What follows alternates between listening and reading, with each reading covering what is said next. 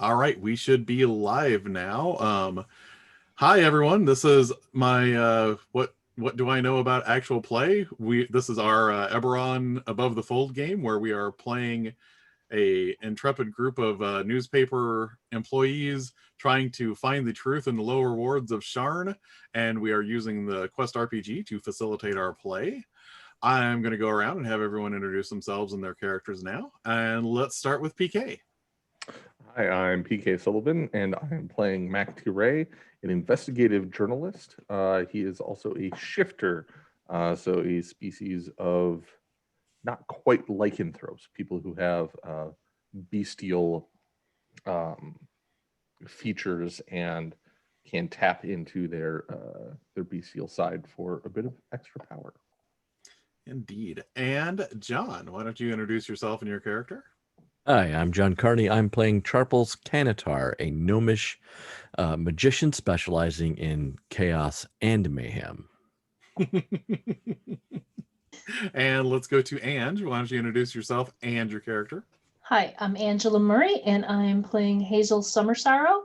She is nominally, she is the newspaper's obituary person.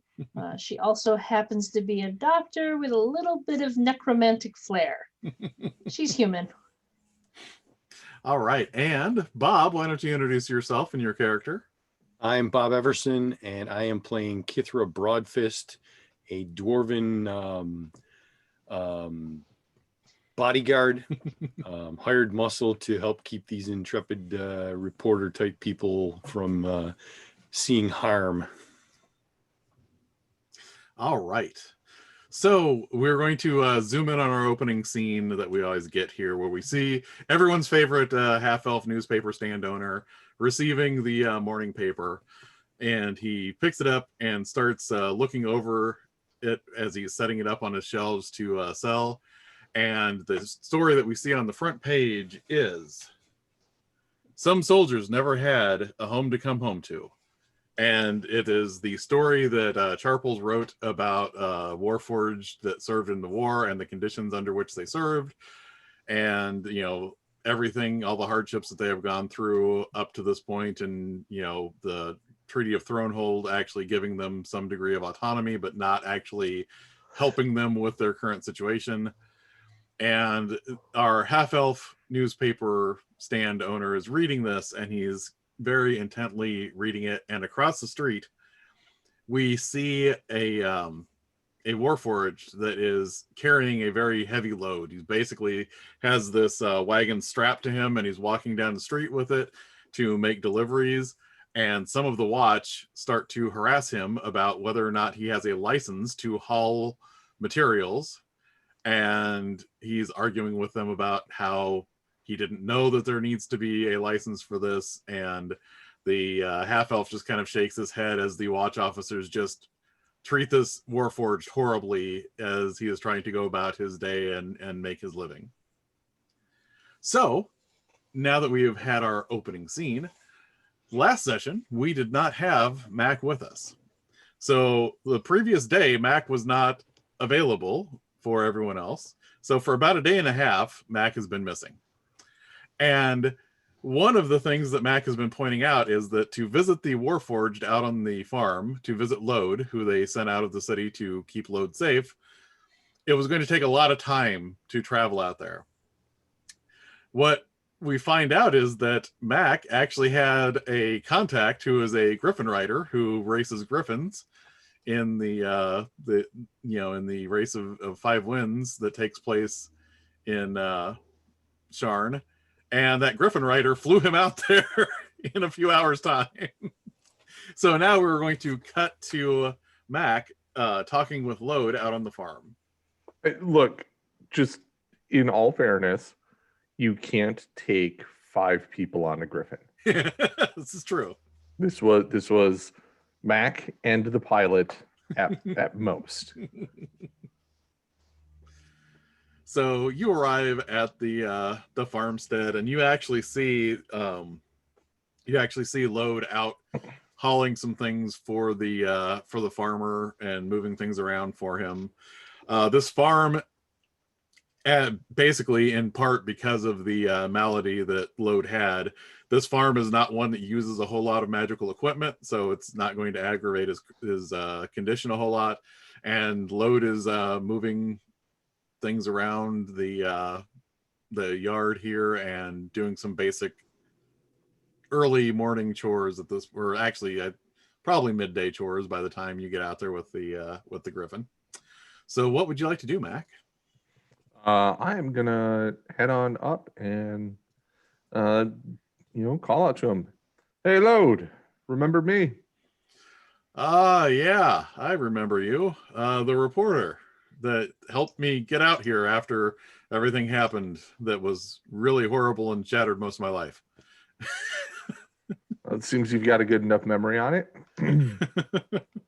Well, to be fair, this farm isn't too bad. Not what I'm used to, but whether I'm hauling something outdoors or hauling stuff to load onto the lightning rail, I guess there's not a whole lot of difference, and a little bit less stressful out here.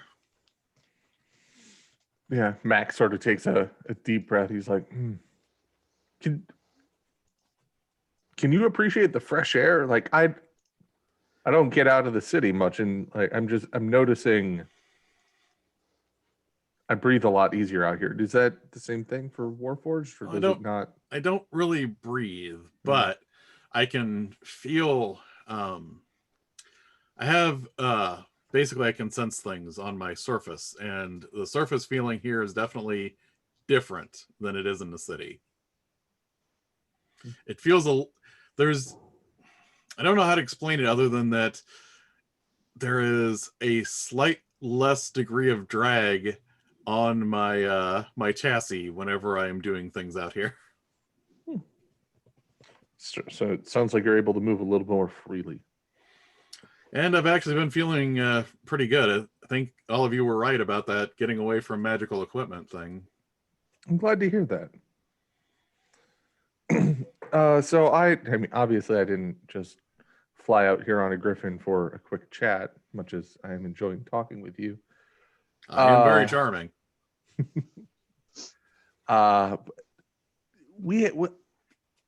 So we've encountered a few more Warforged who are having similar issues. It seems there's something going on in Sharn. And then real quick, out of character. So from what I remember, the other Warforged who are afflicted had like badly done fake. No, the other ones that were afflicted had the necrocapacitor in them. Right, which was a shady install by by a tinkerer. Gotcha. Okay. Yeah. But it looked like it was actually part of the construction run. It wasn't like an aftermarket thing, but it's something that most Warforged do not have. Gotcha. So we've noticed that there are a few other Warforged who are suffering from a similar malady. And I was wondering if we could ask a few questions about how to see if you fit into that same category or if you're something of an outlier on that. I'll answer as best I can. So I'll sort of lay it out, what we know about the necrocapacitors and how those have been affecting people. So you're saying that these were something that came from the forges and weren't later installed? Okay. Yeah. And he stops and thinks, and he goes, I mean, I wasn't a new model at the end of the war, but there was a big battle where a lot of us were damaged, and we were worried they were just going to scrap us out. And there was like a massive refit that was done at that point in time, but it was all done in one of the House Cannith forges. And when we came out of it, we were better than new. Like, it wasn't just refitting us with different pieces. There was like, I mean, I'll admit I wasn't even conscious for most of it, but a lot of us were wounded and we were taken there. And when we came out, it was almost like most of our parts, they seemed like the same parts that we had, but they were working better than they ever had. This was probably about 2 years before the war ended. Okay. All right. So if you're going to follow up on this, I'd see, maybe find out if those other Warforged were taken in it for those refits that happened at that same point in time. Yeah, I was gonna say, do you have was this all your unit, or were there multiple units? I'm just looking for something that I can go off of. Most of the Warforged that I know that went in for this refit had participated in, and I'm going to, he names a specific battle where a lot of things were, you know, a lot of troops were lost. There was a lot of damage. It was on the edge of Sire. The Battle of Kenran. Okay, that'll work. And after that point, like, you know, a lot of them that thought they were just going to be put out of their misery were taken in for this refit. And he mentions that House Cannith, the people that were doing this refit, this was like a project. This wasn't just on the, you know, a spur of the moment, like, we're going to do this out of the goodness of our hearts. It was like a major project where they were doing something they hadn't done before. So, I mean, I don't know if you can find Warforged that participated in that battle, you might be able to track people down. I mean, my unit was a smaller skirmish unit, but I think there was a lot more of us than that. Okay, well, it's a starting point at least. Thank you very much. I hope it helps you. Yeah, and if we do find a way to permanently fix it, I'll keep you in mind and let you know. I would appreciate that. Although, like I said, I don't mind this place too much. It seems peaceful enough. Well, and he looks way over at the griffin on like the edge of the property. He goes, "Well, enjoy the flight back." I hate flying. I would like to ask, given that this is a jockey that races griffins, what is your contact like here? So my contact is, like you said, is a jockey that races griffins. But he was an up and coming star for a little while, but fell in with the halfling mob in a bad way, and they put him on the Palookaville Express. They wanted to they had a plan to have him lose a race that he was strongly favored to win, and he sort of stuck up for himself, got into a lot of trouble. I helped him out, and he has owed me a favor for that ever since. Thankfully enough, we managed to do it in a way that the mob didn't want us both dead enough that they bothered going to much effort to put it in. Through some clever manipulation, we managed to still have him race, have him win, but we put it out that the race was fixed, and when the odds flip-flopped, the halflings cleaned up on the bet for him to win. So everyone was happy. Everyone was happy. All right. So he hails you and says, "Hey, Mac, you ready to head back into the city, or you got anywhere else you need to stop first?" No, I don't think so. And he kind of... Is there a beef farm on the way that we could just pick up just a nice steak? You can't get steak for crap in the city. I mean, I know a place. I usually get horses from there, and the griffin, like, you know, horses too gamey. Oh, I think they have cows too. And like, as soon as it hears horses, the griffin is like,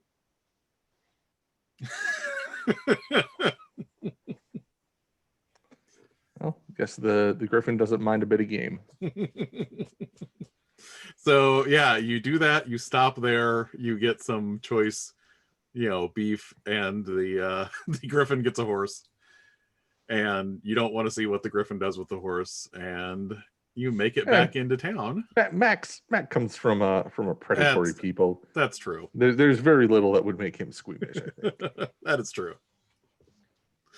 So after this, it takes about a day and a half round trip, but you make it back into Sharn the next day. So I would like to ask all of you, where are you at midday? This probably isn't too long after all the other things that you've been doing. Charples' story is out, and all of that, and you have no idea where Mac's at, but Mac is on his way back into town. If Mac has been gone for, like a solid day, Hazyl probably would have gone by where his apartment is, where he lives, and just checked, and okay, he's not here. Did Mac leave a note? No, Mac's not that considerate. Yeah, that's kind of what I figured, but I thought no, this was an impulsive, spur of the moment sort of thing. Yeah. So yeah, I was gonna say if all of you want to start at Mac's apartment because Hazyl was concerned, we can start there. I'm gonna be wherever Charples is, because Let's, I think this is a really bad idea, so we should definitely do this. All right. So I'm just saying, he's usually around. He's definitely a city boy, and where would he go? And there's so many ways you can get in trouble down here or He could up be there. he could be inside his apartment right now, bleeding out. We don't know. if something happened to him, the chief's gonna be mad at me. We might have to break into his apartment to see if he's okay. Oh God, this is No, great. I did not say that. I think that's the only way that we're gonna know. I can push right through this door. I'm not saying we should do that, but if you're that concerned about him, I think you're gonna have to. It's the only way to put your mind at I'm ease. rightfully concerned for him, but I'm going to. Oh, look, the door is open. Well then, What happened? What happened? Oh my goodness! Someone left his door open. He's probably in mortal danger. Let's go look. So, what do they see in Mac's apartment? Mac is very much a bachelor. While his place isn't dirty, it's very clearly not. It doesn't have that loving touch, right? It's occupied. It's not a home, right? Like there's no decorations on the walls. Everything is very simple and utilitarian. take out food containers strewn about the place. No, I don't think Mac gets a lot. I don't think Mac eats there very much. I think he'll eat breakfast there, which is generally, a bit of coffee and maybe some jerky or something. But he's Breakfast jerky. yeah. So yeah, I think it's sparse. It's got sort of like a living dining kitchen area, and a bedroom, and that's about it. There is a writing desk. So God. and Wait. that the one sort of like real creature comfort that you see is a nice chair for the writing desk. So the three of you walk in, you see this scene of an apartment, but you do not see Mac in here bleeding out. You don't see him in distress anywhere. I don't sense And his the liquor ghost. cabinet is very well stocked. Yes, Hazyl does not sense the ghost of Mac because he might have been disintegrated. I think Mac has been kidnapped by the least interesting person on the planet. I'm super stressed out about Mac not being around. I need a drink. I was just thinking that same thing. Well, here's the thing. Mac's a tall guy. Mac is 6'2". So when he has top shelf, it is top shelf. Well, see, that's when Kithra, Charples gets on give me a Kithra's boost. shoulders. Oh yeah, we're gonna Cirque du Soleil right to the top shelf.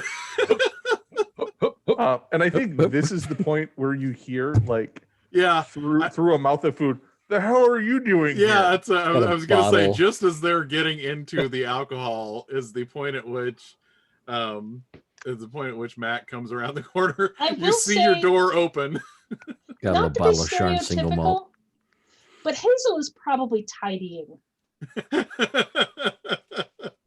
Yeah, I would you said, wash it's the not glasses dirty or first? really messy. It's just spare and sparse. Like Mac does not spend a lot of time at home. So you walk in and you see Charples basically handing alcohol down to Kithra from your alcohol cabinet. And Hazyl kind of like restacking your thing. I'm actually picturing like even Probably if reorganizing the bookshelf. yeah, that's what I was gonna say. 'Cause It's probably not nothing is- messy, but Hazyl probably has a whole different idea about how to organize it than Right, and there's the whole, you may have blankets for your bed, but there is a difference between, making the bed for the military and your grandmother. Not that Yeah. Hazel's that old, but your grandmother making your bed together. It's, there's like, it looks homey. It just, Hazyl, if you're going to rearrange those books, you should use the Dwarven decimal system. Oh, nice. So Mac, you walk in to Kithra giving this advice to Hazyl. Hazyl's rearranging your books. Kithra and Charples both have alcohol bottles in their hands. Oh, you're not dead. Look at that. Still Not alive. yet. Relieved. Hand me the bottle on the right. Just if Time, we're yeah, getting into it. let's celebrate. You're not dead. Hazyl was so Time for worried day about drinking. you. Yeah. well, it's not Yeah. like you to have disappeared for this long. We were worried. Yeah, well, sort of in the middle of the night, I had an idea of how to go visit Lode. How is Load? He's doing good. The country air seems to be agreeing with him. It's it doesn't have as much drag. Okay. I don't know what those words mean. I wasn't worried at all about you. Could hear about Load though. That's good news. So the thing with Load though is like Mac pops open the bottle, grabs a glass, opens the freezer, grabs an ice cube. The thing about Load is he's not a newer model Warforged. However, he did go in for a refit during the war. And a lot of Warforged from this particular battle, which escapes me at the moment, but I'm sure Mac wrote down. A lot of Warforged who survived that battle went in for a full refit at the House Cannith forges. So I thought we could start looking around for veteran Warforged who served and survived that battle, find out if they got refits, and then check them for their necrocapacitor. Dodgy parts. Maybe. There could be a connection. Yeah. Interesting. I have I got a lead on Nels Mergrell, and he's the sketchy weapons procurement officer inside of the police department. He's also the brother of that Yammerhead we ran across selling those anti-Warforged books. Oh, great. Yeah, because So we we- needed that asshole to be politically connected. He's connected. Yeah, they sent some goons after us. It wasn't great. I got punched twice. Oh, You're little. did you tell him about the poison? Yeah, we got poisoned. That was the easy part though, because all I had to do was just eat a lot of crow and apologize like 4 times. which is like a I mean, record you're for the lucky he year. only asked for 4 times. I was. Good news is we're considered not dying fortunate. in a week. So Yeah, we're not dying. That's the good news. But we've got that connection to follow up on. We still also have that North Market Artificer we haven't checked up on. I think I like your plan better. I think checking in with some Warforged to see if anyone has got dodgy components from the battle might lead us to the Artificer. Might And be Mac, tracing down. Esme, the House Civis operator, she said if you want to stop by, she'd be, she'd love to see you again. Wow, bow, bow, bow, bow, wow. I've been busy. I might call her this weekend. Oh, you're gonna get busy, all right. Bow, chicka, bow, wow. Chicka, chicka, boom. I literally picture Charples doing that. With a little dance. Oh yeah, no, little gnome slide. uh-huh. We call it the rock slide. That is almost as good as the Dwarven Decimal System. Almost. Almost. It's not even close. That was the best joke of the night. Ruined the whole night, Bob. You peaked early. Call it. Yeah. Well, All right. So, what are you planning on doing if you're interested in following up on this Warforged information? Well, need to do some research on that battle, on the Battle of Kenrun. Find out what units were involved, and then look up military records and look for Warforged who served in that battle, and start tracking them down, seeing who's in Sharn and who could have, and who could have been refitted at House Cannith following the battle. House Cannith probably has pretty detailed records of the repair, so they knew who to bill. Also, doesn't Provisioner have a Warforged friend that they've been helping that is suffering from the same sickness Lode had? I was thinking that same thing as we might run. Once we get the information about who was involved, we run it past Provisioner and see what they know. Yeah. Had the same thought. Because I was like looking at the list, going through the Warforged we know. I don't think Tracker had this problem. He had the dragon shard implanted in him, and Clank had his own set of woes that were separate from this. Yeah. I was thinking that the dodgy parts are coming from that artificer, the dodgy one that we met before, Neng. Yeah, That's where I thought they were coming from. Neng has been doing the dragon piece shard together. implants. Yeah, dragon shard The fake dragon shard injection. But that's not the same thing as the necrocapacitor, right? That's different. It's different. Right. This necrocapacitor seems like it was something that came from their outfitting after the Battle of Kenrun. Do we even know what a necrocapacitor really is? I mean, do we need to figure that out? No, you just found the terminology for it in the notes that you found from the foreman. Yeah, I mean, I imagine it's something that stores necrotic energy and is used for necrocapacitor, necroing. I don't know what necrotic energy would be used for, but a capacitor is something that stores energy to be released all in one big burst. I mean, there's so many uses of necromantic energy. Not necessarily anything that would be helpful to a living being, though. I do a shot. I would imagine not. Hazyl, if you would like to puzzle this out, since you have some knowledge of this thing, you can give me a d20 roll and we'll see what happens. We'll see if the die likes me today. I got an 18. Nice. This has, the more that you've been talking about the necrocapacitor, you kind of took it at face value before that it was a magical thing that stored necromantic energy. But the more you're talking about this, if a burst like that hit at a certain point, it could be used to animate something that was dead. Oh, that's That's ghoulish. disturbing on a lot of levels. And I say this as somebody who has a fondness for the dead. Because what they could possibly be doing with this necrocapacitor is they could have basically been putting a second use token on their Warforged. A zombie Warforge. Yes. You fought Zombie Warforged a few days ago.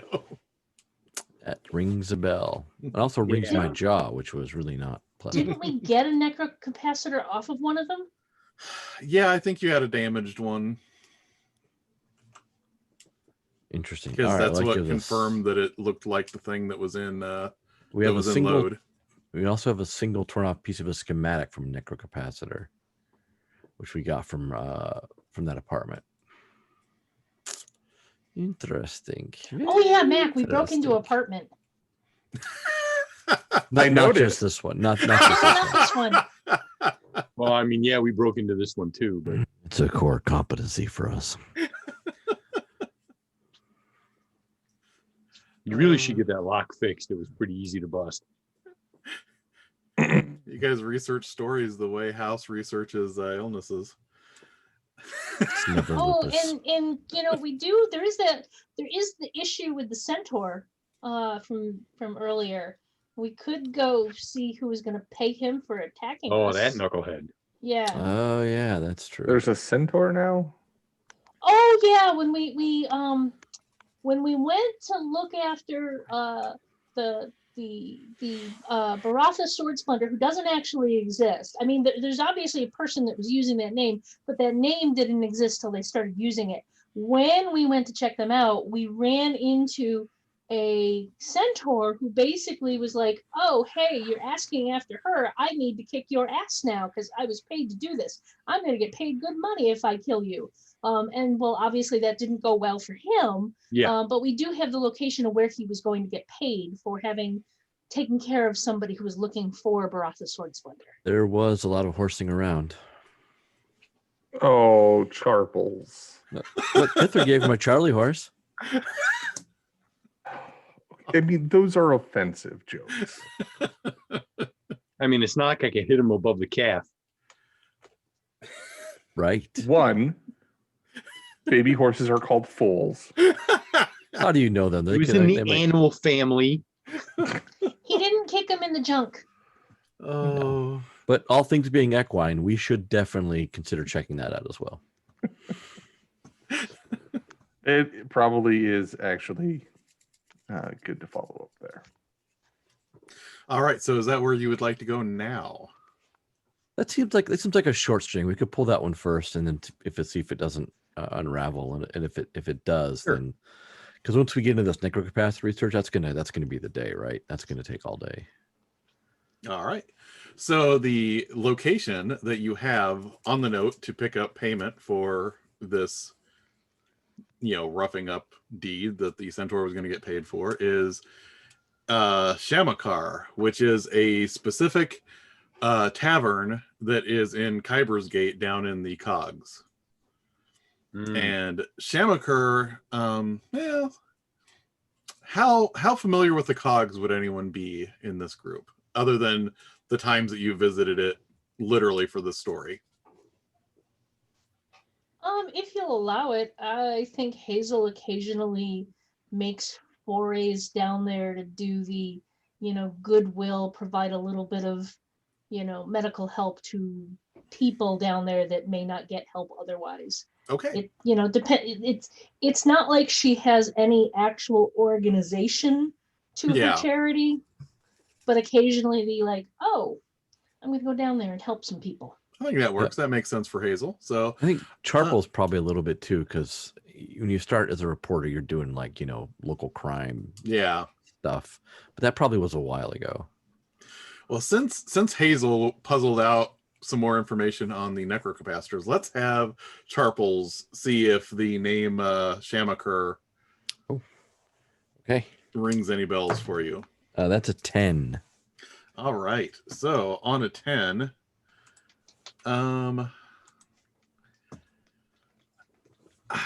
gonna say that The name sounds like maddeningly familiar, and if you wanted to find out more about the place, you could probably ask your contact who doesn't like you down in the cogs, and you would get information on the place. So you know where to get this information, but you have to make that decision whether you want to go after that or not.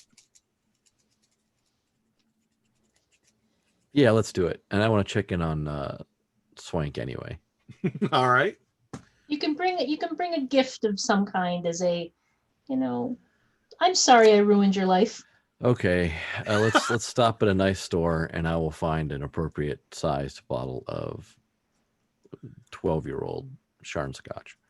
I'm not that sorry. I'm in a good mood. You definitely saw that Mac was carrying a bag that got loaded into the fridge when he came home. So, and I'm picturing, just because this is Eberron, so I wanted to paint the picture here. The fridge probably has this sliver of elemental ice that is like slowly rotating so that it's keeping the whole, attached to the top of the ice box. That's, and then there's like something conducting the cold from the freezer into the refrigerator section along the back that's just like glowing blue. Nice. Imagine an Eberron Distillery. Wait, it's just the same thing, right? It doesn't actually change. It's just giant copper tank with lots of fire and smoke everywhere. That seems perfect. But how does the fire get generated? That's the fun part. True. Yeah. baby dragons that you squeeze. Rawr, rawr. So you head down to the cogs. You make your way through the mud caves region of the lower wards, which is like the neighborhood that kind of borders between these two. Go down into the cogs. You feel the oppressive heat and the stifling air and everything down here, and you head to Tibkurt's Chemical Solutions, which is the alchemist shop where Tibkurt is currently at. Yep. And you see outside there are some people from the Cannith manufacturing facility picking up some drums of the alchemical solutions that he provides for the industrial processes that they're doing, and they're loading this onto a cart and moving out at the moment. Just kind of stay out of the way, let business transpire, and then when there's an appropriate gap, I'll plunk the small gift onto the cash wrap and say, "Got a question for you." And he looks at you and he goes, "Did you get poisoned again?" No, Not yet. I'm remarkably free of poison this week. Thank you for asking. Hey, speaking of asking, how's Clank doing? And Clank walks around the corner and says, "I am good at the moment." Good to hear. Well, that's all we can hope for. And Mac, you have not seen Clank before, but Clank's arm is in absolutely pristine, wonderful shape. The rest of Clank is a little worn, but his face has definitely seen better days because it's like cracked in multiple places, and he's definitely a warforged that has seen some shit. Okay. Nice to meet you, Clank. I am pleased to meet you as well. What would your name be? I'm Mac. I'm the Uh, talented one of the writers here. Ha ha ha ha ha. And he looks over at Charples and says, "He is insulting you." I He's think I just like him. taller. He's just taller. So, I don't see you for years after you ruined my life, and now you're back like every few days now. Well, yes, but there's a reason why I'm here. I need some information, and I'll show him what we have and see if this rings a bell. Oh, so Hiring thugs out of Shamakur, huh? Shamakur is actually not a bad place, but a lot of the workers down here are Warforged. But there is also a contingent of people that have just come into Sharn that don't have any ties to the place, that are brand new, looking for a place to work, and they end up working down here. A lot of those people end up, they have a certain tavern, which is Shamakur, and there's all sorts of people from other nations that have gravitated here. There's ogres, there's minotaurs, there's goblins, there's hobgoblins, and Shamakur kind of caters to people that have come from places where those people are a lot more common. Kind of place to go when you're first starting out, or Yeah, essentially, people that are just showing up in Sharn and can't get work anywhere else. It's pretty easy to come down here and get a job with one of the manufacturing or smelting places, being a heavy lifter. or assaulting your second favorite gnome. Possibly. Makes sense. I mean, I know better people to try and kill you, but See, I Knew I liked him. yeah, I did just you two need to not talk to each other ever. You know anyone there we could talk to? Someone we could kind of hit up on the DL. You know anyone there? I don't know anyone there. let's see. Let me think about this. It's been a while since I've been there.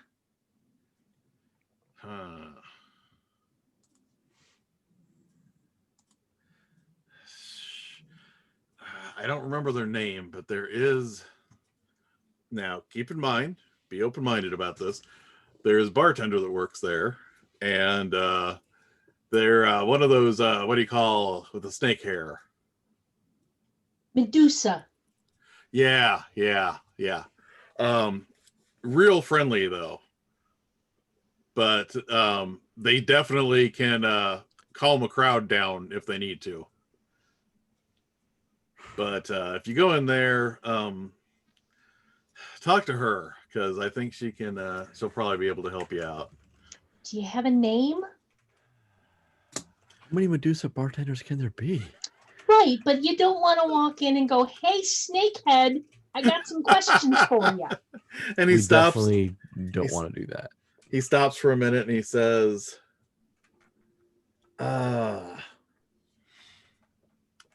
"Tis no, no, no,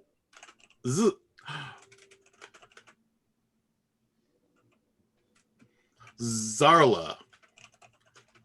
I think I'm almost certain. Starts with an X. Start with that one. I'm pretty sure that's a name. See, thank you. That's That was definitely super a name. helpful.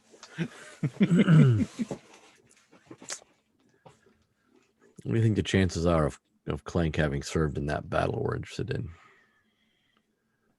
Worth asking. Worth asking. So Hey, I'll ask Clank about. Okay, Clank, were you at the Battle of Kenrun, by the way? No, it's out of the blue. We're just wondering.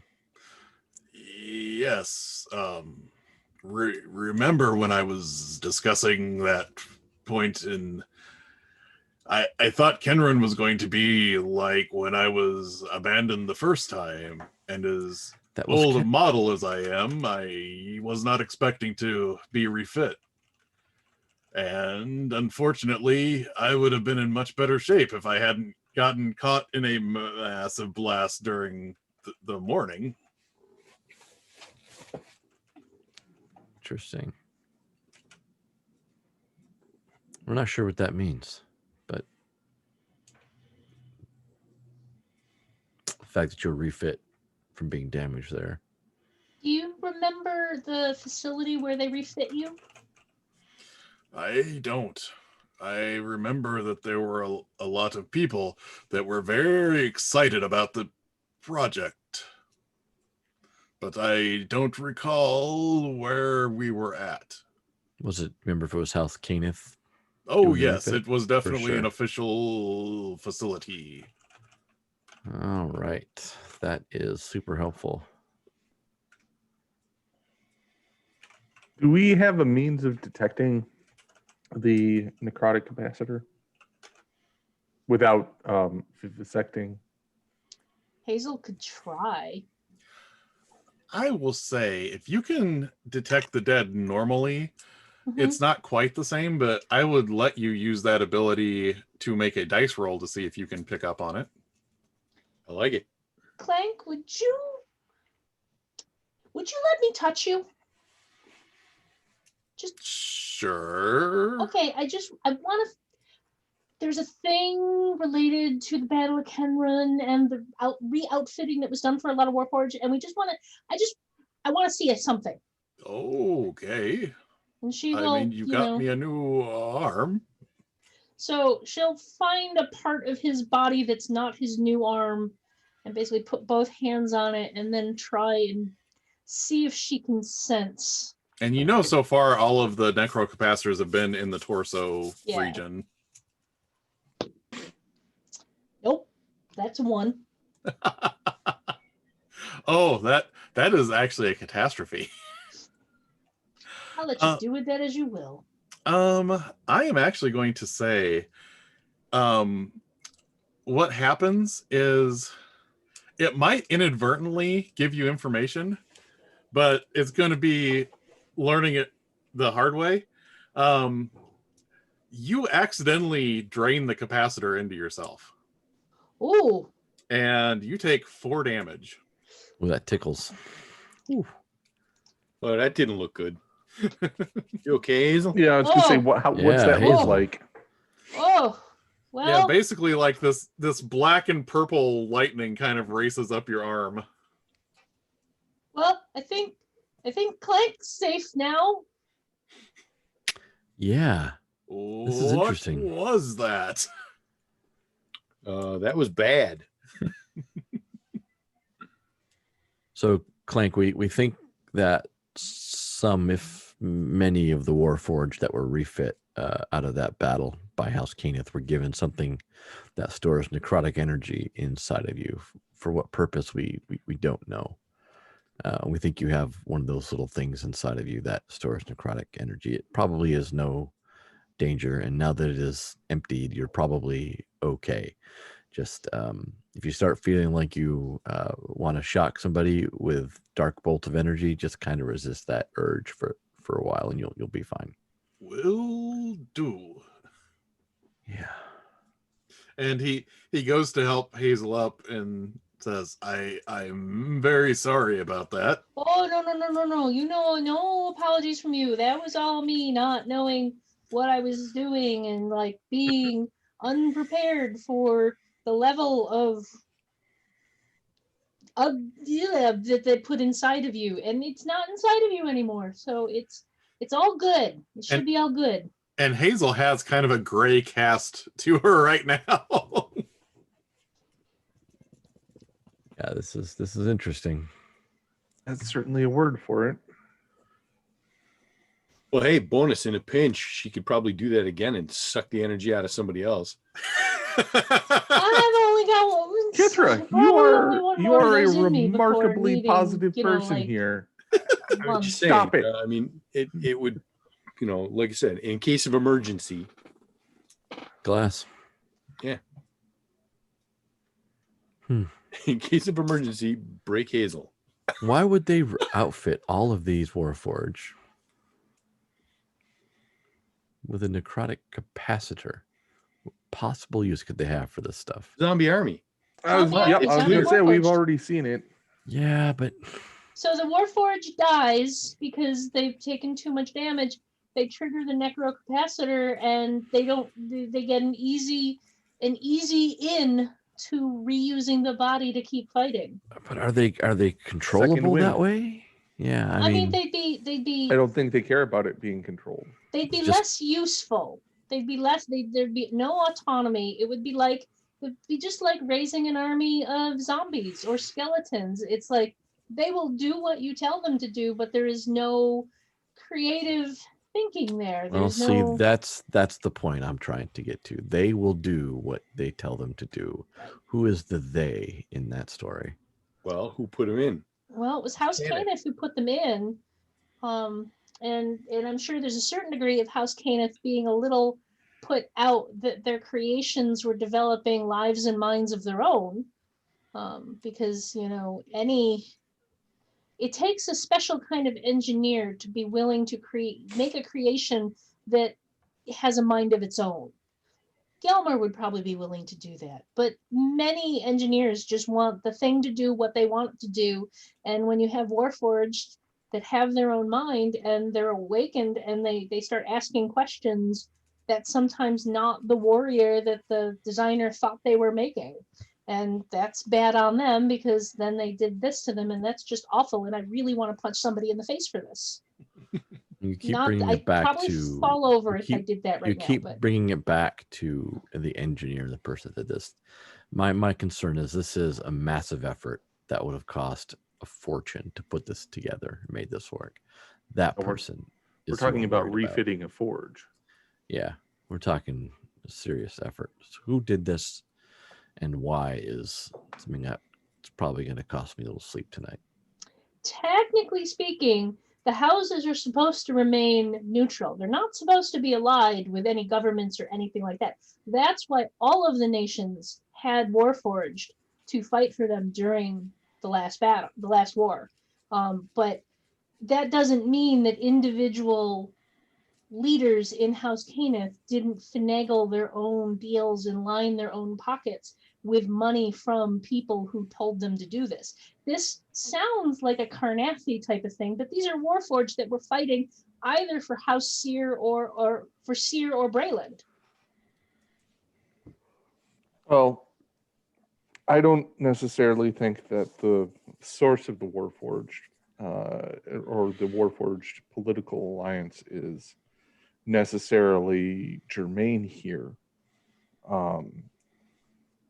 It's entirely possible that someone at House Cannith has need for an army that no longer has allegiance to any particular government. That is the worrisome part. Mhm. And look over at Tibkert. Is this going to keep you up at night? No. Okay. The Then world's I'm gonna pretty sleep shit fine to then. begin with, so Then this finding is out another fine. layer of shit doesn't really worry me all that This much. is fine. This is It's just a shit layer cake. it's like pie. Okay, this is fine. All right. Well, let's go find the snake lady. She has a name. It's Zarla. Definitely an X word. Definitely next word. All right, let's go find Zarlaphone and see what's up. Zarla sounds like a Z to me. That's how the bit they say the X for some reason. I don't make the rules. In the cogs. In Dwarven, the X is silent. Hazyl, as we all start walking, Hazyl is I've still never had a little dwarven wobbly. X be silent. Oh god. Learning so much about Charples. I know. Well, that was a whole thing. It was quick. It was like 8 months, and that was it. He never stopped talking.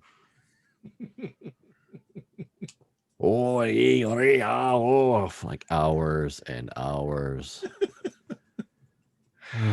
Our men are very talkative. Very talkative.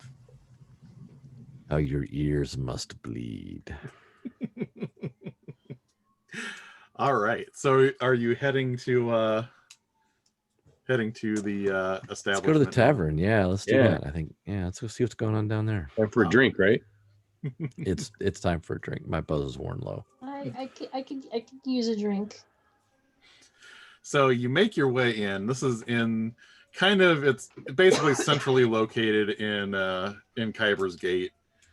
So inside a bunch of different, like not particularly nice looking apartment buildings here in the cogs.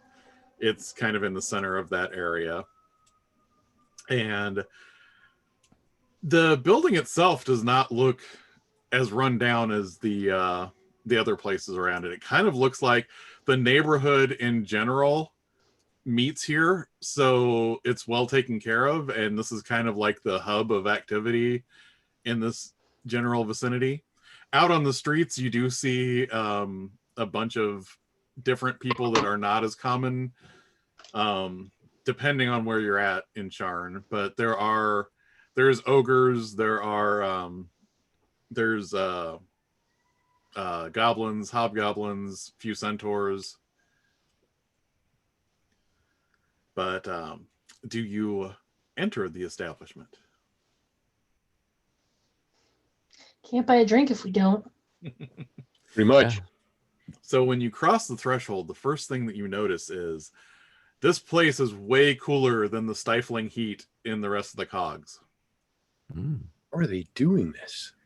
It's comfy in here.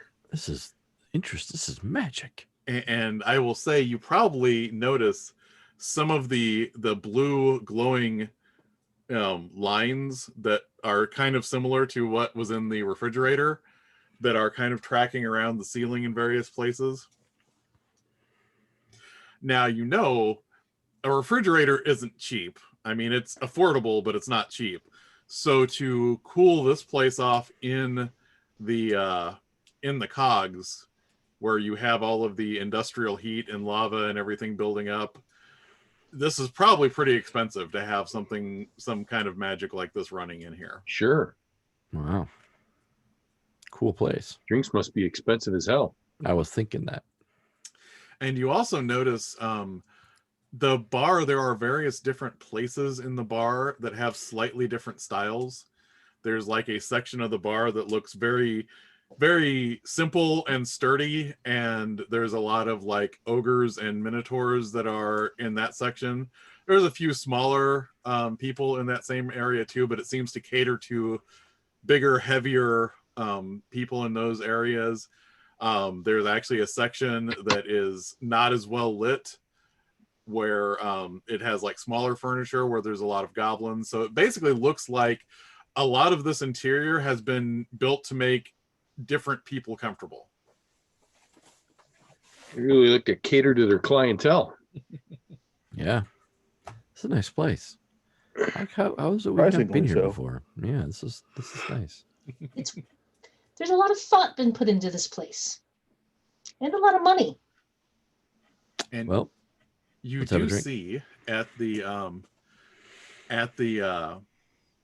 bar, there is a woman, does appear to have snake-like hair, and they are basically, she's wearing a strip around her eyes. That's good. That's very good. Yeah. Very considerate to not turn your patrons to stone. It's good. But really handy if anyone gets out of hand.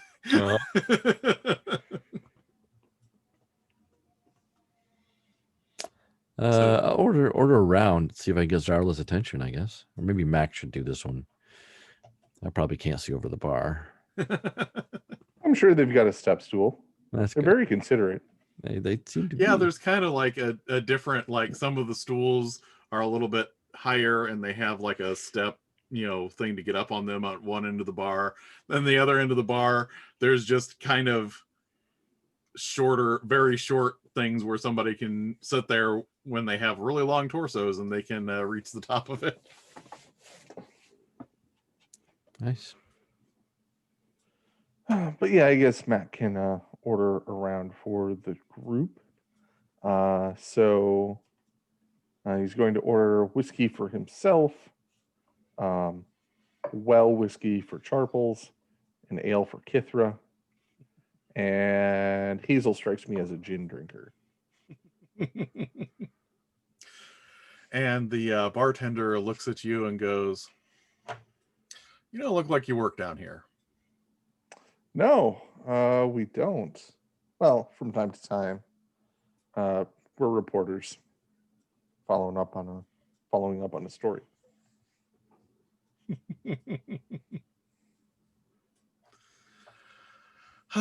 So, what does bring you down here? Well, Do you want to give me some free advertising? Because a lot of people don't come down to the cogs to drink unless they live down here. well, you seem to be doing all right for yourself. It turns out when you're one of the only establishments in a neighborhood to go to, and that neighborhood has a good population, you do a pretty steady amount of business. That's good. I like what you've done. It's very thoughtfully laid out. The air conditioning is much appreciated, I'm sure. I hired a bunch of people in the neighborhood that were being underutilized. People tend to assume, for example, like ogres are only going to be hauling around heavy material, but there's ogres that understand how to build sturdy furniture, and they kind of like actually being craftsmen once in a while instead of being taken for granted. So you pay attention to your neighborhood, you can source a lot of people that can get things done. Familiar with being typecast.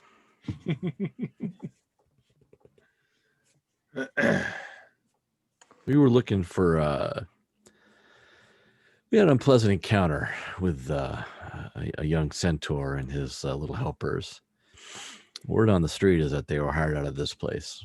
We're trying to figure out who did the hiring. Well, I'll tell you, I usually stay neutral in these things. These things happen in the bar because we cater to the neighborhood, and if somebody works in the neighborhood, they have business to do. I don't like things going wrong in here, but whatever business people come up with, they come up with. And I am going to say, this is probably going to take a roll to see how much she's willing to share with you. Okie dokie. 13. Well then.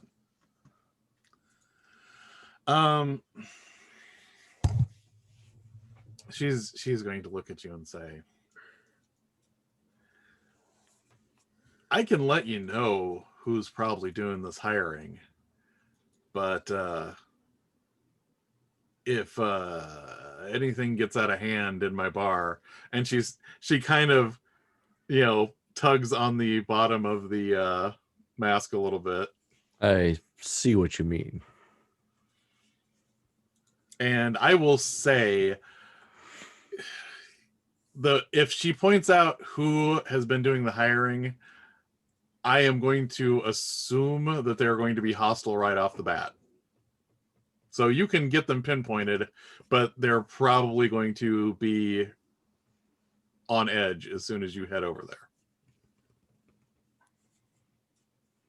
Pull out my no, this might be a bit much, but I've got my pen in my notebook.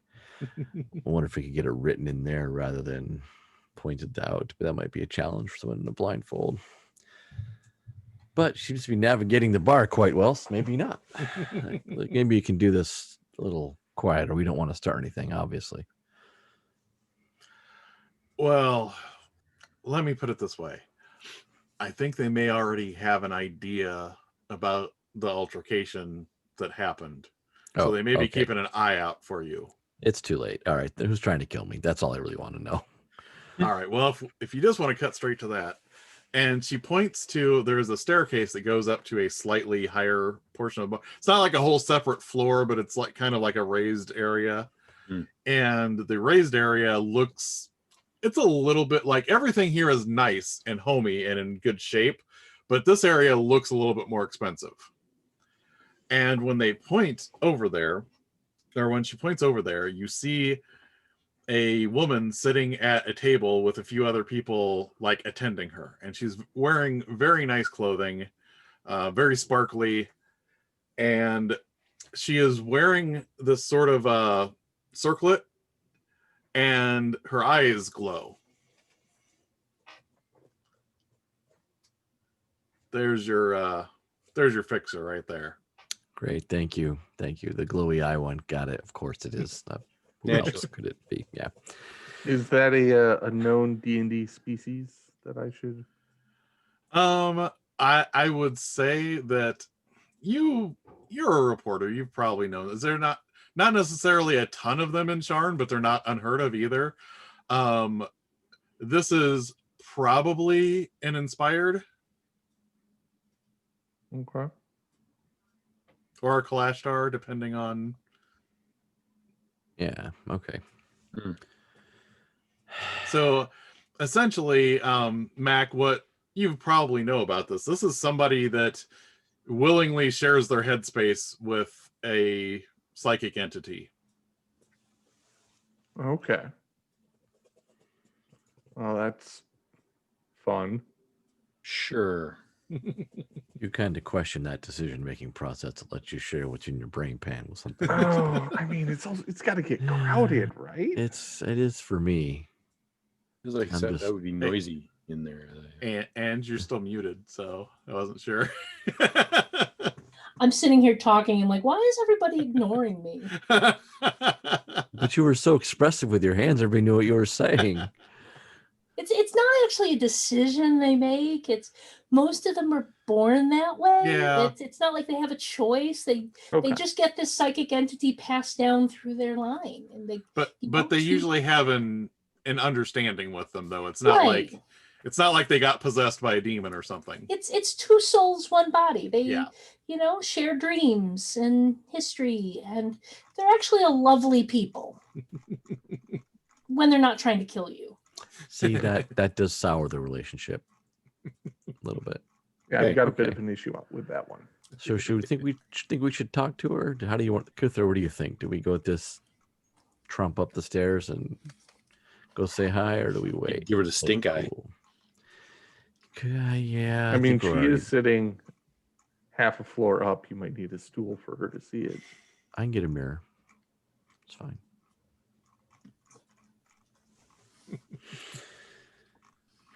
I mean, we did come all this way. Let's just wander up. Let's play it nice. Let's We get a don't- bottle of something and take it with us and make nice. We don't have a beef with her. We You're just want to buying know that who one. hired her. Yeah, this one's on me because yeah. All right, let's find something bubbly. Do we have a prosecco? Maybe. I think that would be good. I don't want to spring for the full champagne. Just a reporter. She goes, all right, this could be interesting. Just remember, and she tugs on the mask again. I got it. That's why we're playing nice. By the way, does she have any statuary in the bar? If you look around, they're kind of in the corners. Subtle. Hat racks. Yeah, they're Just not hat like racks. there's not like lighting right above them. They're just kind of there once you start looking for them. People hanging their coats on it. It's fine. I mean, you got to admit that really, knocks down on the bar brawls if you could be turned to stone because you pissed off the bartender. Mm-hmm. Yeah, the statue's laughing up the place. It's nice. Well, Let's grab a let's- bottle of Champagne and All right, we'll so go grab a bottle of that and go for it. Charn Perignon, lovely. And as soon as you start walking up the stairs, I'm gonna say all of you hear this. You hear a voice in your head saying, "You were supposed to be taken care of by one of my clients." Hold the bottle. Let's just talk. Let's just talk. And she doesn't open her mouth. She just continues speaking directly into your heads. I'm getting paid a lot to facilitate that no one follows up on the trail that you're following up on. I also know that it would be unwise to start anything in here. Even with my considerable abilities, I can't necessarily stop myself from getting turned to stone. And none of us want to become part of the decor. I think we can all agree on that. get out of my head. Talk to my face. Don't think so. That's rude. A little bit, yes. I'll pop the cork. I'm doing full hospitality mode, like it's the Love Boat. I mean, I'm going the full 9 yards. You are all being very, very measured in your response here. I will make you a deal that will mean that I don't need to follow up on having any of you killed. And that deal is I could burn all of your memory of my client's name out of your minds, and then we can just Nope. go back to whatever. Nope. Team, nope. You ain't touching my brain. Nope, not happening. I see we don't have an agreement or understanding as to why we wanted to talk to you, I guess. That's disappointing. I am a little disappointed now. I thought what we would do is I would come up here, this is all Yeah, right. Yeah. you're thinking hard at her. Thinking hard, and you would communicate to me who was pressuring you. We would remove that pressure. You would be free of that obligation. You would keep that money, and then things would be nice between us. There's a lot of money riding on this whole contract that I've taken here. And for me to spend this much time in the cogs, I really need to be able to keep my reputation for following through on things. So I'm very sorry, but if you won't do it willingly, I'll just burn out your minds unwillingly. House Cannith couldn't be paying you that much. And you know what, Charples? Do you have any special abilities that trigger about reading someone? I'm a smart ass. Also, anyone, if anybody has any special abilities that. That's about it. Yes. I don't think so. I can talk to the dead and I can, read illnesses, but I can size them up. Yeah, I will let you know, Kithra. You can tell she is a boss level encounter. She would be more than a match for one of you, probably. How many goons does she have? She just had people like kind of showing up and being obsequious to her. They aren't necessarily here at the table. Mm. I don't think I've got a reader thing. Not that would apply here. Okay. I will let you give me a D20 roll to see what happened there when you mentioned House Cannith. Two things happened there. None of them good. So that was a 2, correct? It was a 2. So yeah, when you try and read her, but you can't. Like, you get the feeling maybe someone else is helping to keep her expression neutral inside her head. I know this. I don't have to have validation necessarily. So Yeah. That's why I threw it out there, was to gauge the reaction, but I missed it. It's basically you don't read anything when you say that. She's just I think I'm frightened of her. We can take her. Yeah, I guess I go with the old standby. This is all happening in my brain. I'll imagine her naked.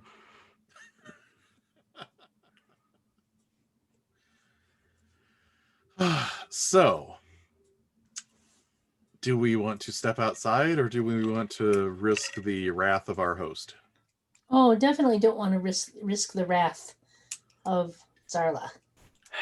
There. Kithra, how's the... You got her name from the alchemist, didn't you? Well, it's not like we can lie to you. You're probably going to know that. So, I mean... If by some unlikely occurrence you manage to defeat me without me removing anything that's left in your heads, the bartender's name is Xanthra, but it is an X. Oh, Definitely. Sounds like a Z to me. Yeah. Xanthra. Or Anthrandorval. I do know a good alleyway for a duel very close by. Oh, this isn't a duel. This is a brawl. We're going to knock the shit out of you. Please, As you first. wish. Let's just step outside. Yeah. And she keeps an eye on all of you as she is moving towards the back door of this place. I mean, And this really is all unnecessary. we don't need to do this, because yes, you think you can do this, and yes, you're going to try and do this, but that doesn't mean we're necessarily going to let you do this. And we may be a little more capable than you think we are based on just what we look like. Because I know we don't look like much, but you're probably in for a little bit more trouble than you think you are. And she opens the door. Ladies first. And she backs into the alleyway without turning turning her back Let's try. on any of you. Worth a try. 'Cause I knew I was doing something crazy. So does everyone step into the alleyway? Mm-hmm. Uh-huh. Yeah. All right. Nope. What I was going to say before we start this fight, would we all like to take a mid-session break here? Yes. Yes, All right, please. so let's take a break and we'll be back in a few minutes. Now, all right, we're back from break and everyone is in the alleyway. You see this woman in her very, very nice clothing. There are kind of like sparkly bits all along it. It is a shimmering it's a shimmering lavender gown. She has very nice slippers on. She looks completely out of place in this alleyway. Her hair, now that you see it in the light, it's not black. It's actually kind of a dark purple. Her eyes are glowing as she is looking at all of you. And because you are not surprised, all of you will get to go first. However, and I just wanted to mention this because Kithra already sized her up. She is a boss level opponent, and she's probably, more than one of you could take. And I will also let you know this, because of her unique nature, she gets to take 2 turns. Fantastic. Okay. I'm So, excited. who would like to go first? Well, I'll do it. Oh, yeah, baby. Kithra, you're my hero. All right. We hit the alley, and as soon as we hit the alley, I wild attack. Reckless power, disregarding my safety. Basically, I hit the alley wall, and I Oh yeah, the parkour Kithra, off the yeah, wall, the patented Kithra axe parkour in attack. hand, and try to wail on her. All right, let's With see how vigor. that goes. Ooh! That doesn't sound good. It did not go. That was a 5. I miss. All enemies within reach may counterattack me immediately. All right. Yeah, that sounds like fun. Oh, Kithra. So you're heading towards her. I was gonna say what I'm picturing this looking like is you're heading towards her, and she kind of like catches you telekinetically. And that is a 14 for her. So she is successful. So you like do this, you bounce up there. It's going to be a solid hit. Kithra looks really impressive coming in there, but you're attacking someone's telekinetic. So she catches you midair and she like makes a gesture and you bounce off the back wall of the establishment. And because she is a boss, you take 4 points of damage from this telekinetic shove into the building. Ouch, bro. Cool. Who would like to it's go at next? that point. Nope. Hold on. We're not Oh. done with her turn. That's right. I'm going to activate my sneak attack ability. Gotcha. Once per round, when a nearby foe attacks a creature other than you, you may exploit their focus. Gotcha. It costs me 1 action point, but I'm pretty stacked on that. Yep. So let's see here. That is a 19. Is that a All crit? right. No, it's just a regular success. Just shy. All right. So as this she is was- distracted by Kithra, what does Mac do here? It's she turns to face Kithra, and Mac turns his arm a certain way, and a dagger drops down, and it's just straight into the back at the kidney level. And you hear her make a pained cry, and you hear her make it with her voice, but you also hear it in all of your heads too at the same time. Haha, you fell for my ruse. You fell for the throw me into a wall while my friend stabs you trick. One of the classic blunders. So how much damage did you do? Just normal damage, so Okay. that's what, 2? All right. So who would like to go next? I guess. You have something? Go ahead. Yeah, it's while she has thrown Kithra, and then Max steps in and stabs her. Hazel's gonna try and reach out and touch her. Yay, it's your new ability. Yeah, and it doesn't say anything about a roll. I just have to be able to get a hand on her. So basically, you grip an organic creature within reach, creating a necrotizing wound. The wound turns flesh black and green and branches out from where you touch them. The spell hits for 1 hit point immediately, and again at the beginning of the target's next turn for a total of 2 damage. Nice. The affected creatures can only recover these hit points with the restore spell, Ooh. which I don't have. So So don't touch anyone in the party. All right. So yeah, I will take her down another hit point right there. And yeah, you notice, you know what? I am going to ask you, I know you picked this ability to level up. Here's my question. Is this something Hazyl just figured out how to do when she took that that shot of necromantic energy? Yeah, she's realized she took that dose of necromantic energy from Clank, and even though she's been kind of going along as if everything's okay, there's still been that kind of buzz in her, and she just understands, like, I need to get this out, and like, yeah. So yeah, you see a little bit of that black and purple energy kind of hit her, and her skin has that same gray cast that Hazyl kind of still has, because you haven't healed it yet. No. All right. So technically Max still has a go, because that was a thing that you do on the side, and Charples still has something to do. So who would like to go next? Go ahead, Mac.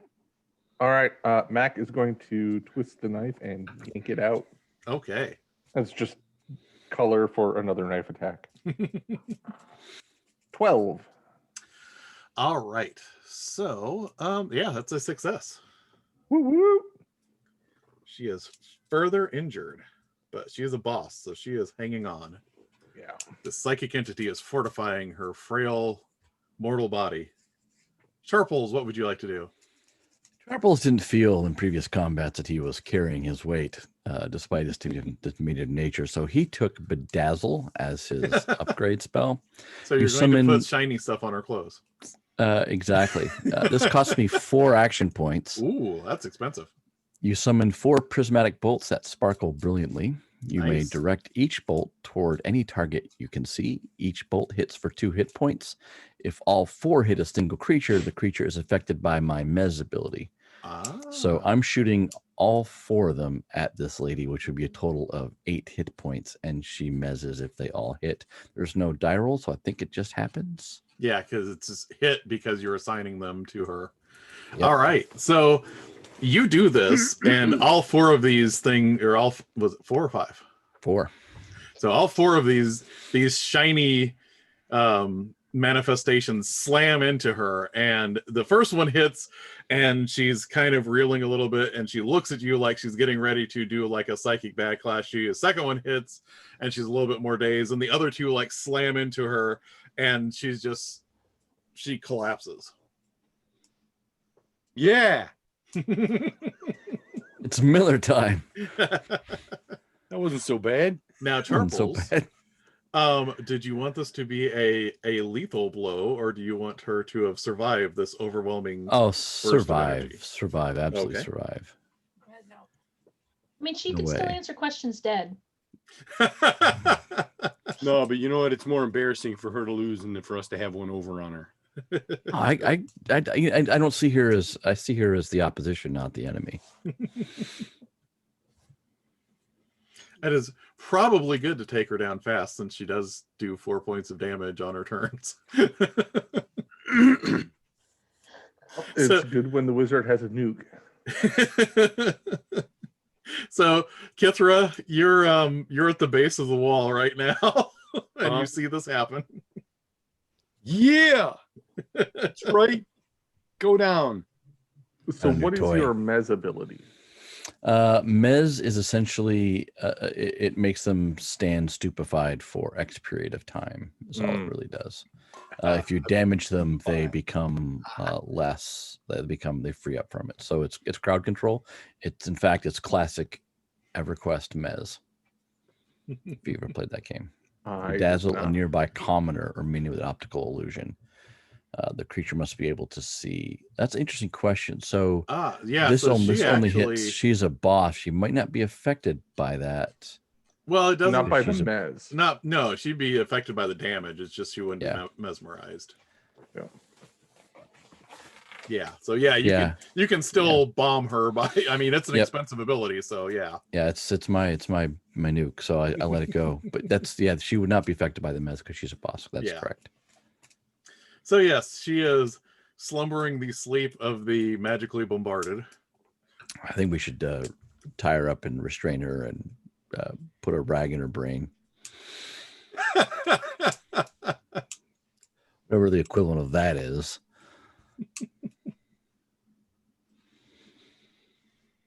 Kithra, are you okay? Yeah, I'm good. Help you up out of the That cardboard hurt, but, boxes. you know, Yeah, that looked like that worth stung it. a little. Yep. I will go over and I will heal Kithra. Yay. If you got any more of that, I wouldn't be opposed. Oh, didn't Because see I you took 4 points of damage in the session before the one I missed, and we never addressed that. So Should we be healed up from the previous session, or are we still the same? Yeah, yeah. If you've had a night's rest in I between, would have had a you're nice healed up. rest. Yeah. Yeah. Okay. never mind then. Yeah. So what do I get back? You get back 5, so you should be at full. I am. Wow, that's amazing. That wall barely hurt. Let's try to secure her as best we can, even though she's a telepathic creature. Just I will say you probably know. Actually, I would say Hazyl probably knows this, that there are certain drugs that can deaden psychic abilities. And you know an alchemist. I know an alchemist. You know, there are also certain knives in this alley that can deaden a telepath. That's true. Definitely deaden the telepaths. I mean, I've got an axe that could definitely deaden something. I think we have time. It can't be that far away because we're in the cogs. All right, I will. Yeah, it's probably about 10 minutes or so. Mother puss bucket. I'll head over there to get some lidocaine, whatever the hell it's called. So you walk back into the shop for the second time today, the Me third again. time in the last few days. Yeah. Oh, what in the name of the host are you doing in here again? I need to purchase some know-it-all. You got a psychic? Yeah, we got one tied up, and it's kind of a pressing issue, so I need to purchase us some of that. Is it regular psychic or is it a flu psychic? I'm not sure what a psychic is. I Good think face. It is not a mind flayer. it's not a mind flare. No, if we were doing tentacles, because that takes a whole different thing to Yeah, deaden that kind of psychic. Right. The international symbol for mind flare is this. I forgot. Thank you. I thought that was cilantro. Well, see, this is mind flare. This is beholder. Right. No, this is Counselor Troy. Okay. I mean, I can do it for you, but I mean, this seems like a lot of favors for somebody that ruined my life. Let's call me a paying customer. How about that? How about we yes. how about we assume, since you're going to need this soon if she wakes up, I need to call in a favor at some point in the future, and you'll do that favor without asking any questions. Okay, but I still get to be snarky. I don't think you could not be snarky. I mean, All right. I mean, I might be That's- able to make a drug for that, but you know. Well, if your snark lasts more than 4 hours, I will come and find you. So, yeah, go ahead and I'll owe you one for sure, no question. All right. But- So he goes into the back and he pulls out like one of these like ancient turn of the century looking syringes that has the pull thing on the back of it, and the fluid inside is this kind of glowing turquoise looking material. When All I right. give this to this person, this is gonna hurt. Yeah. Good. She's All gonna right. have a headache for a week. Perfect. So he injects her with this, and she wakes up long enough to scream, and all of you get this psychic blast when she does this, and then she passes out again. All right, you probably got 2-3 days at least of her not being able to do anything. After that, she'll slowly be able to master things again. well, let's get someplace quiet and get her out of sight. Yeah, you're not interrogating her in my shop. No. We'll find someplace quiet and keep her out of sight. It is the cogs. Real quick, if you do call me for a body, just remember something. The lava works best. Just so you know. Okay. Like I don't know that. Just wanted to make sure our bases were covered here. Read your chapter on me again. Right. Right. I thought you were the muffin guy. Sorry, I got it confused. Do you know the Muffin Man? You beat me to it. Just be careful what kind of favor you wish for, because I do know the muffin man. you don't want to drag Snarky Snark and the Funky Bunch out of the shadows too many times. Doing the rock slide. Doing the You rock slide. you know several alleys now. You've been in the cogs a few times now to where you know where there's some alleyways. We could practically map this place. Yeah, we're getting familiar. Let's try to find a quiet spot and so we can wake her up. Would you like to go to the cleared out House Cannith warehouse? Oh, that's a great idea. Let's go there. Nice and abandoned. Yes. All right. So you're there. She's still out. What would you like to do? Wake her up. Physical restraints and then wake her up. All right. So she starts coming around and she goes, I will give you that one. That was impressive. I underestimated all of you. Won't do that Maybe. again. We did try and warn you. You know what? I appreciate that now. Hazyl said it. Oh, sorry. Hazyl said it. It's like Phil trying to figure out where Bob's at. Damn it, You Phil, I'm have to- always on your right.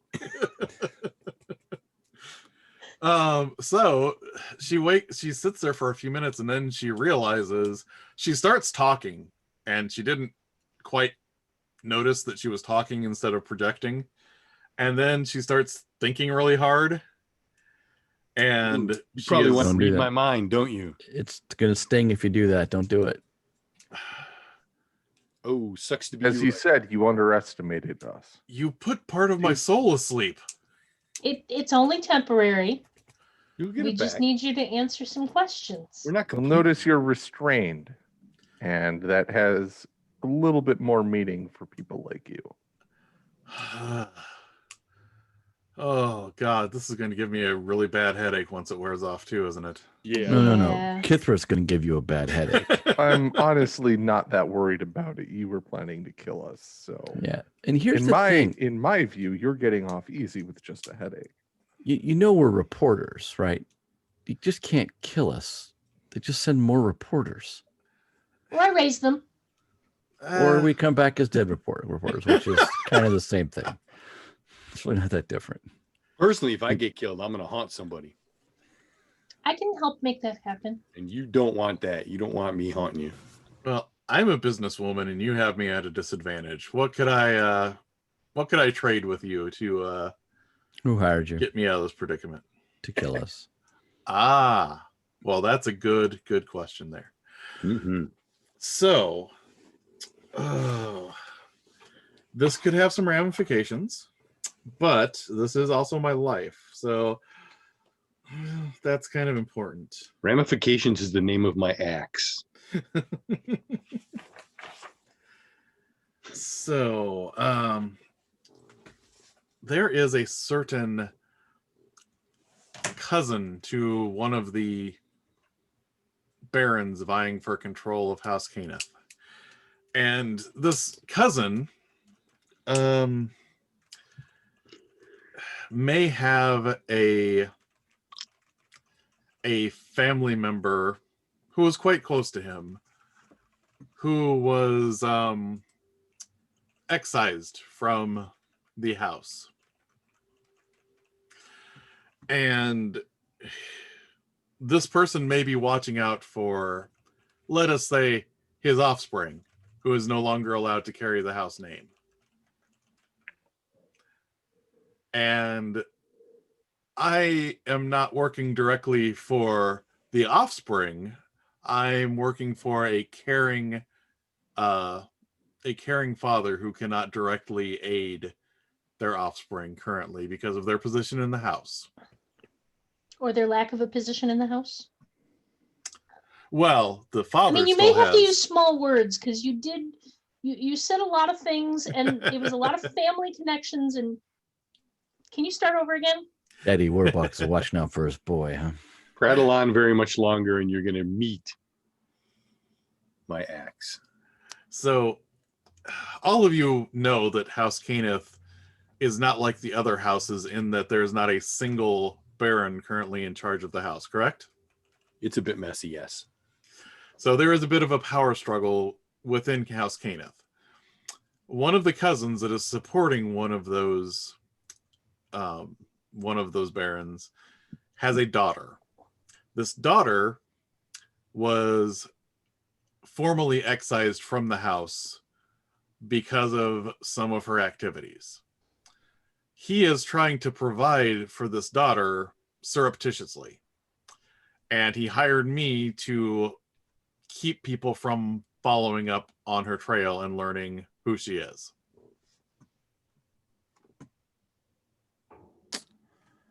Right. That's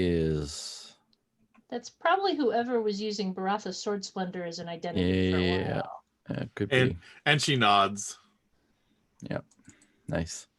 Because I mean, that is who we were trying to find when we were attacked. So I'm not complete. I'm a little fuzzy.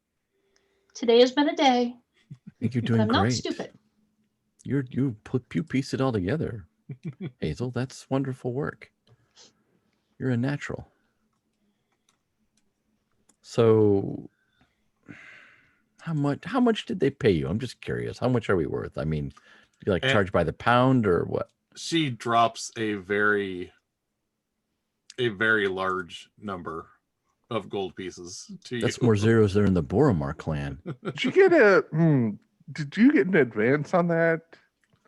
And Oh, if yes. So are you carrying any of it? Because not on me. No. I'm quite sorry. Bollocks. I mean, reporting is a great job, but it's Yeah, you remember to declare that on your taxes, or you could be in serious trouble with the authorities. You don't want us to take you down on tax evasion. Because that's how they get That's all terrible. the monsters. That's how you die alone and in prison. Look, so obviously we can't cut you loose. You're gonna have to stay here for a while. But I will be able to work my way out once, everything is satisfactory for you. The faster we can deal with this problem, the faster you get out. So anything you need to tell us, you should tell us now, because this is going to happen with or without your help. All right. Well, I suppose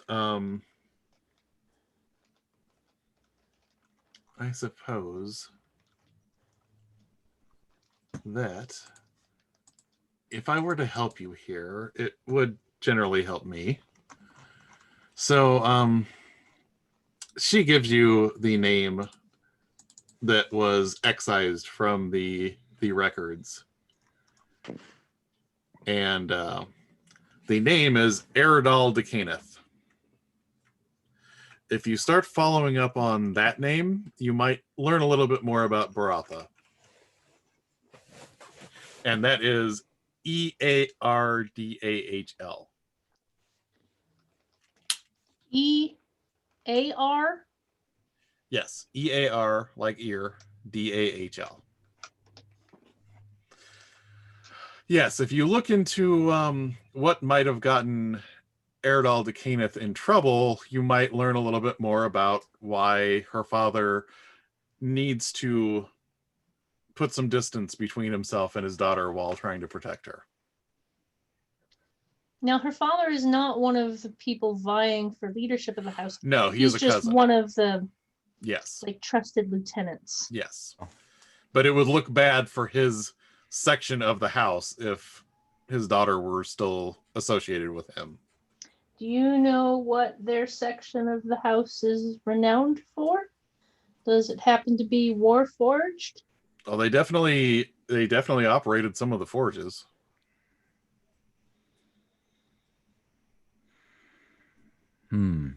Yeah, of course. Did they operate the? We know which forge that Lode got re-outfitted at. No, none of them remember. They remember being in the facility, but essentially they were refitted and then sent back out. Okay. And none of them remember the actual facility. They just remember the inside and people talking about this project. We have multiple sources. It's verified, so we can write about this if we need to. We have enough of a story, but it'd be nice to bring it home. I just meant if we could connect Eberron to the necrocapacitor thing, that could also start tying things together. I think that would be great. We're gonna have to figure out why she got kicked out of that house. What if the old man in the Boromar clan would tell us that? I bet he knows. And she looks around the warehouse for a minute and she goes, "Is this the old de Cannith warehouse?" And she names the block. Mm-hmm. Irony. Well, I believe that this warehouse and its contents, before it was completely stripped bare, were part of the, what would we say, severance package that Eberron was given before her name was erased from the House de Cannith, the House Cannith records. I think all of you would probably know too, because I'm pretty sure how the houses work are well known enough, especially for reporters. In the old days, if someone was excised from the house in this manner, they would literally cut their Dragonmark off of them. They don't do that anymore, but that's how serious this was, you know, in the old days. I wonder what she did to get run out of the family like that. I know it was you, Fredo. Broke my heart. Broke my heart. I don't want anything to happen to him while my mother alive. Do we have any more for this young lady? We'll get some food and water. Kind of leave it nearby. Sorry, still tied up. Tragic. You'll have to do it the hard way. We'll leave her some provisions. You know. Oh, well, thank you for not killing me. I appreciate it. Well, professionals, you know, we understand how this works. One other thing I would like to say, and I know I'm in a bad bargaining position at this point in time, but if you could avoid telling my former employee that I'm actually here until such time as you would free me, I would appreciate that, because I don't think I would be alive when you come back. No, we wouldn't do that. No. Yeah, we're not going to tell anybody you're here. We'll do you that favor. Now, it just one point of clarification. Eberron doesn't know that you were hired to do this. No. Her father was very, very explicit that I was supposed to be helping her quietly. Okay. By the way, Jared, what's her name? Why do you do this to me, Ange?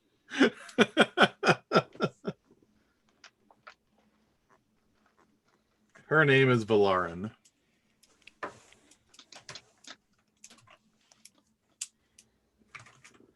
Valarin. If we're not, I'm gonna leave word with someone I trust. If we're not back in 2 days, we're dead, and they'll cut you loose, no questions asked. That sounds amenable. Excellent. I'm gonna cast Little Bird. You summon an illusory bird, can keep watch on an area that it can see. Basically, just it's a little watch thing. So I'm gonna have a telepathic link. It'll alert me when something happens. So if a creature enters the room, that kind of thing, it will tell me that even if I'm sleeping. So basically, if she gets free, I want the bird to wake me up and let me know that that occurred. So I'll cast that. It costs me 1 action point. Okay. Hazyl, here's a question for you. Mhm. What has Squabbles been doing during this day? Bubbles.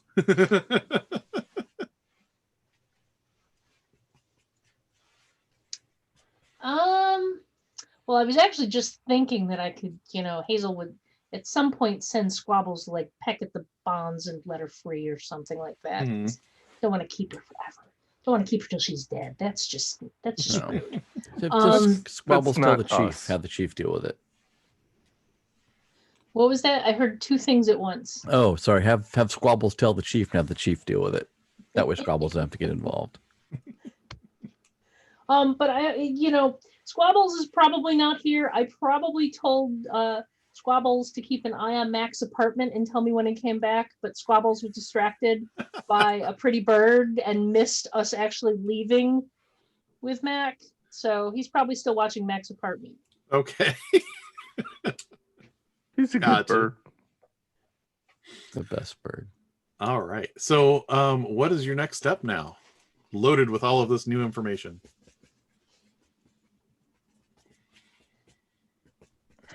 Well, we need to find a line of information into the workings of House Cannith. Yep.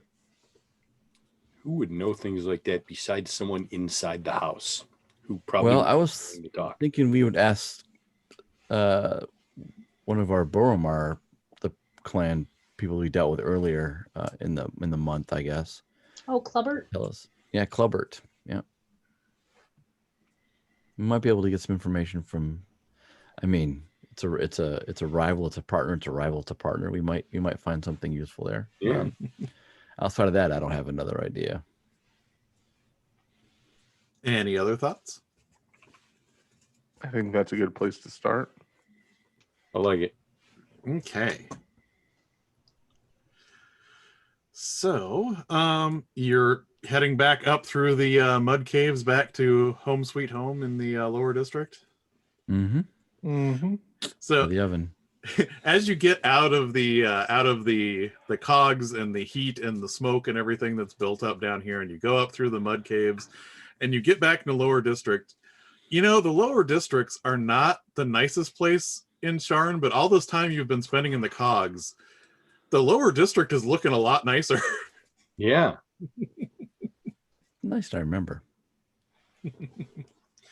So, are you heading over to Clubbert's The restaurant. restaurant?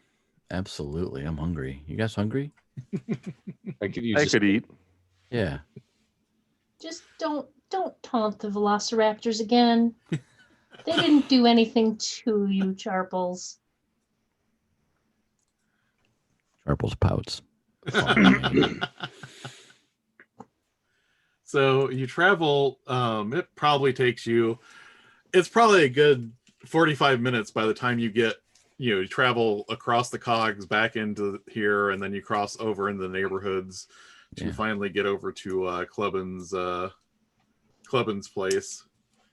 And you see the restaurant, you see the multi-directional, the moving lights on all the tables again. I'm gonna say by this point in time, it's probably early evening, so they're starting to get the dinner crowd in here. Perfect. So what do all of you do as you come into Clubbin's restaurant here? Clubbin. That's right. It's Clubbin. I have Clubbert. It's Clubbin. Yes. I thought Clubbert was the uncle and Or Clubbin yeah, was the nephew. sorry, Clubbin's a nephew. Yeah. yeah, I got Thanks to Clubbin, crosswired. there Yeah, it is. Yep, Clubbert. it's Clubbert. Clubbert is the one with the restaurant. Yes. Maitre D, we're here to see Clubbert. He's expecting us. I don't think Maybe he's not. expecting you, but I do recognize you. I think he was kind of expecting us. Maybe not today, but he was Oh, definitely expecting us. At We are some hungry. point. We would like to eat. Yeah, let's have a Um, table. That'd be And great. they call over some of the wait staff, and they move you over to a table with the adjustable seats and the light that changes.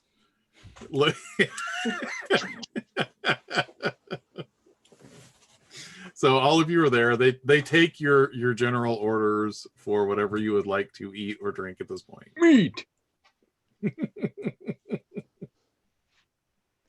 So that is one order of meat for Kithra, one order of meat for Matt. Yep. Barbarians. I'll take the mushroom ragu, please. Very good. And she'll take the like shepherd's pie, something along that line. All right. I would have guessed a steak well done, but okay. Drinks. You think I'm a barbarian? No, just Drinks for anyone? Max doesn't wanna get drunk. He'll stick with an ale. And the way this restaurant is, like, most of the things are like beers or ales or wines. There's not like, a lot of hard drinks in this So we- part of the restaurant. we brought our own spirits with us. It's fine. Ba-dum-bum. So a few minutes later, someone comes out with a plate, and none of you ordered this, but there is like baked cheese stuffed ravioli, and they set it out in the middle of the table, and I was told to bring you complimentary hors d'oeuvres to bide your time for a little bit. Oh, these look lovely. Thank you. Yum. Num num num num num. So they leave, and a few minutes later, Clubbert walks up to you, and he is wearing a very nice suit. A nice suit with no shoes, but it's still a nice suit.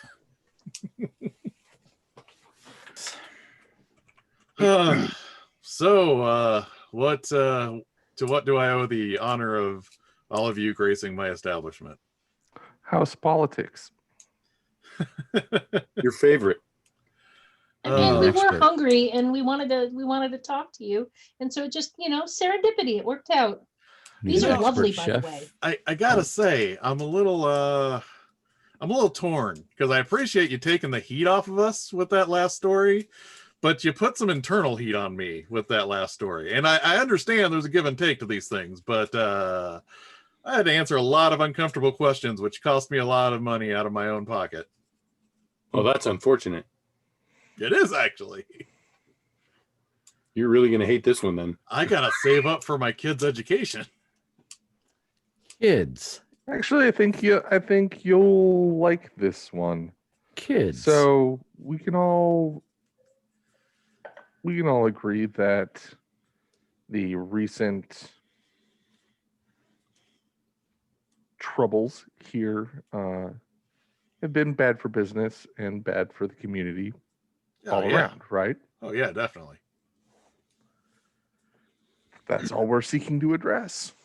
If you give us some information, we can make headway on that, help resolve that, return the communities to a normal, stable flock of sheep for you to shear.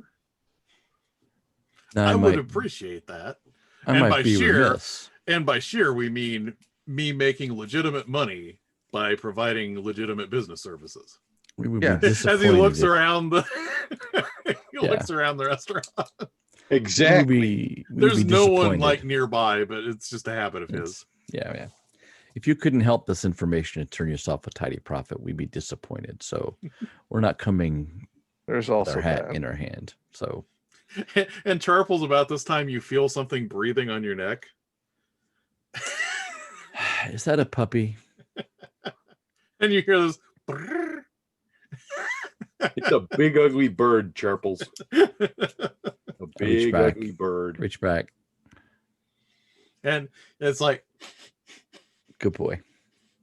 sniffs your hand for a little bit, and it oddly kind of nuzzles you briefly, but it's a disconcerting nuzzle. Like it's also sniffing you as it's nuzzling. Yeah. This is why I broke up with my dwarf boyfriend. Dude. Like this. So Needy. what exactly is the information you're looking for here? Well, we are looking for information about a former member of House Cannith and her father. Gotcha.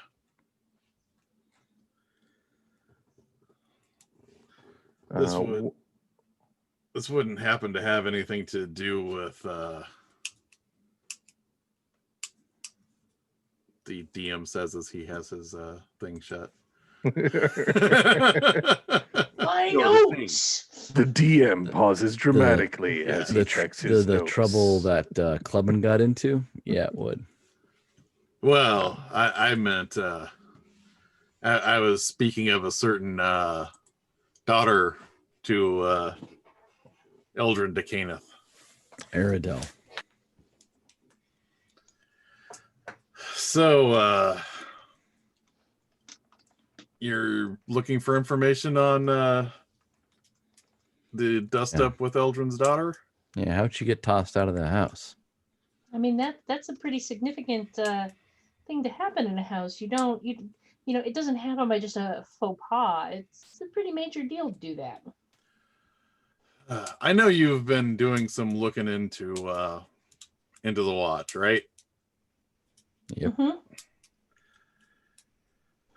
So there's this faction in the watch, and they're kind of rotten bastards. They're not the type of people I'd like. Like, I like a good corrupt watch officer. Don't get me wrong.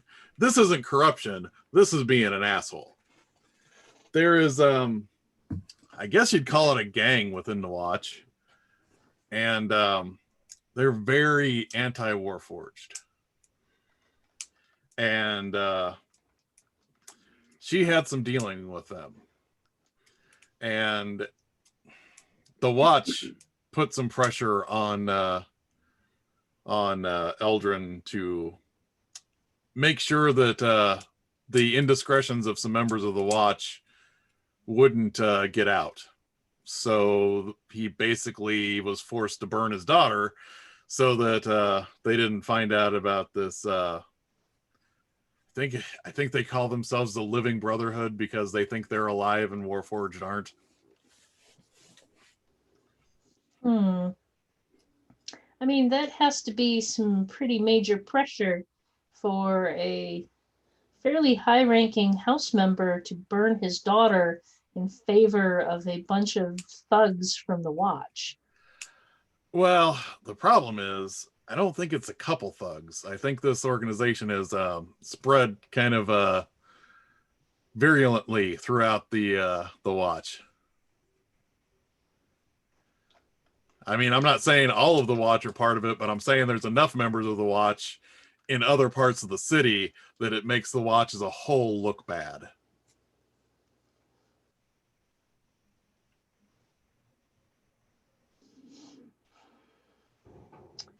Who would you recommend we talk to learn more about the Living Brotherhood? Well, I mean, there's that asshole that procures arms for the watch. Officer Grill. Hey, yeah, you've been doing your own research, haven't you? It's kind of what we do. So I know it's not wise, but then again, this kind of dumbass hatred isn't usually wise. But if you want to verify that somebody is probably a member of the Living Brotherhood, the assholes get this tattoo. And this tattoo is a gear with blood on it. Subtle. That is the stupidest thing I have ever heard. All right then. Where do they have a particular place where they get this? Because if they tattoo it on their ass, that's not going to help us. From what I know, most of them get it tattooed to where they can show it off to other people, but it's not always evident on their uniforms. So maybe a forearm, maybe an upper arm, someplace where they can show it to people when they want to be in the presence of other assholes. Oh, well, I think that's very helpful. Yeah. Anything else about her we should know? If we're going after House Cannith, even a cousin, that's trouble. Oh yeah, right? that's going to be rough. Yeah. Well, I mean, the question is too, is if her father burned her to protect these miscreants in the watch, what are her feelings on this? Because this is, she was tossed away as like rubbish by her own family to protect these bigots. Yeah. I mean, we also have to be asking, why would somebody in House Cannith, who's clearly involved with the Warforged research and production, would be getting tangled up with an anti-Warforged group? And why would her indiscretions be so severe that she would be cut out of the family? There's a lot of dynamics here that we just don't understand. I hate family politics. We have the story without that? Yeah, it would be nice to talk to her. Would be. I think we could talk to her and that would give us a pretty good story. And then we could wrap it up with a story about the watch itself. It'd be a nice two-parter. Need more research, though. Just got to find her. So if we want to, do you know where she is or where we might find someone like that? I know we're asking a lot. Last I know, she was working as a foreman and then she was in the wind. Yeah, that's what we know too. I think her father set her up in some job that was related to House Cannith so that she could still have a steady income. Yeah, she blew that. Warehouse got blown. So she lost that. So she's definitely in the wind. Yeah, this is something I don't know about for sure, but putting two and two together with my dumbass nephew, I'm pretty sure that she got left a certain amount of surplus goods from the war, and that's where all of that was hitting the street from. Yeah, we found the warehouse. Your dumbass nephew, he's a dumbass, but yeah, it's probably time to let him out of the doghouse. We'll see. All right. I might keep it for another month or so and make it a birthday present. You know what's best. If you hear of her location, you can send word to us at the paper. But thank you. That was very helpful. I'll say this. I don't hate you guys. Well, there you go. I certainly can't hate anybody who provides deep fried ravioli with cheese in it and this delicious marinara sauce. Tell your friends. This pork shank is amazing. I start collecting notes for my next food. My review. family knows how to cook. Yeah, it's been a while since you've had a review here, right? It's been a while since the paper sent the food critic over, right? Oh, I'm just picturing your poor editor-in-chief if you do another food article. Sometimes you need a filler piece. I'm going to start mentally putting that together right now in case I get stuck. So, yeah, if that's it, he will leave. The raptor kind of like bonks you on the shoulder, like a little scratch on the nuzzle. I mean, I should be freaked out about this, but I'm really not. Actually, it's a little weird. I think I'm like, yeah. You've been hanging out with Mac too much. You're just entirely too comfortable with predators, like patting you on the head. I'm like, yeah, I think I'm okay. Well, part of it is that. Part of it is I don't feel vulnerable as I did earlier. I feel safer. Like Charples had like, loud noise dive under the desk kind of thing. He doesn't necessarily feel that way anymore. So the Raptors is kind of a symbol for him that maybe he can live a little. He's kind of afraid to, but maybe not at the moment. We'll see. So, do all of you just finish up your meal and then head out? I get dessert. Well, yeah, There's cheesecake, right? I mean, Oh, of course. then I'll head out. I mean, I'm here. I expense it to the paper. Hey, we got the berries that we can put on the cheesecake that we import from the Talenta Plains. You want that, or you want the caramel drizzle? Caramel drizzle. All right, but the Can I berries have are really good. both? Well, I'm not sure that the berries go as well with the caramel. There's kind of a little hint of tartness that's yeah, it's up to you. We can do it. Listen, I don't want fruit with my dessert. Give me the sugar, and more sugar, and then some extra sugar on top of that. Leave the fruit out of it. Meat and sugar. The two food groups. That's right. I want to be nowhere near Kithra's bathroom. Like, just, that is not a You have a healthy harsh digestive constitution, tract. my friend. That's right. Get the cast Thunderwave. So I am going to assume you are all feeling very well fed by the time you get ready to leave the restaurant. Yes. Oh yeah. For sure.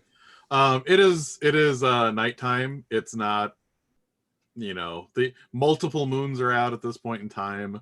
The street lamps have come on, and this is not common for this neighborhood. This is, it's not like a super, highbrow neighborhood, but this is one of the nicer neighborhoods in the lower wards. But you see, 4 people that look not the most savory walking towards you. And they have the hard-eyed look of someone that is about to do violence. And as they get a little bit closer, you notice something, which is somewhat more disconcerting on these people than it is on the Warforged, where Hazyl previously saw this. You see people with what looks like it's almost like they have glass embedded in their flesh that is glowing, that looks like a representation of a Dragonmark. And there are wires that are kind of like running from the Dragonmark into what almost looks like something embedded in their chest.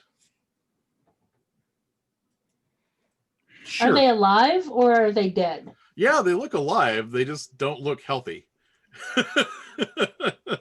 They're about to look less healthy. And the one up front looks a little bigger than the rest of them.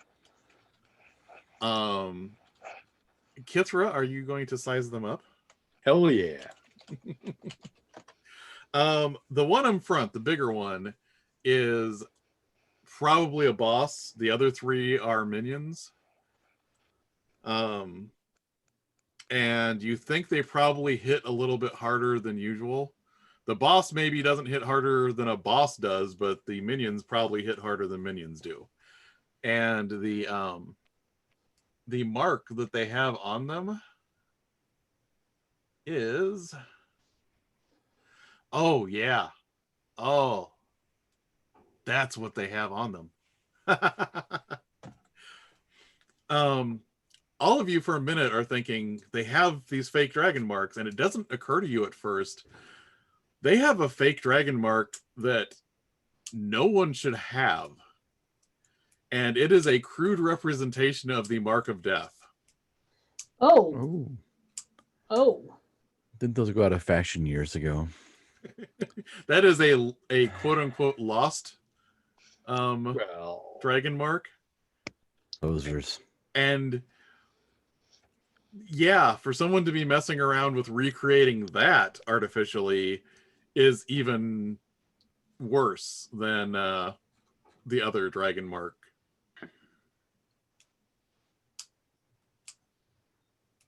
So is they are kind of coming towards us?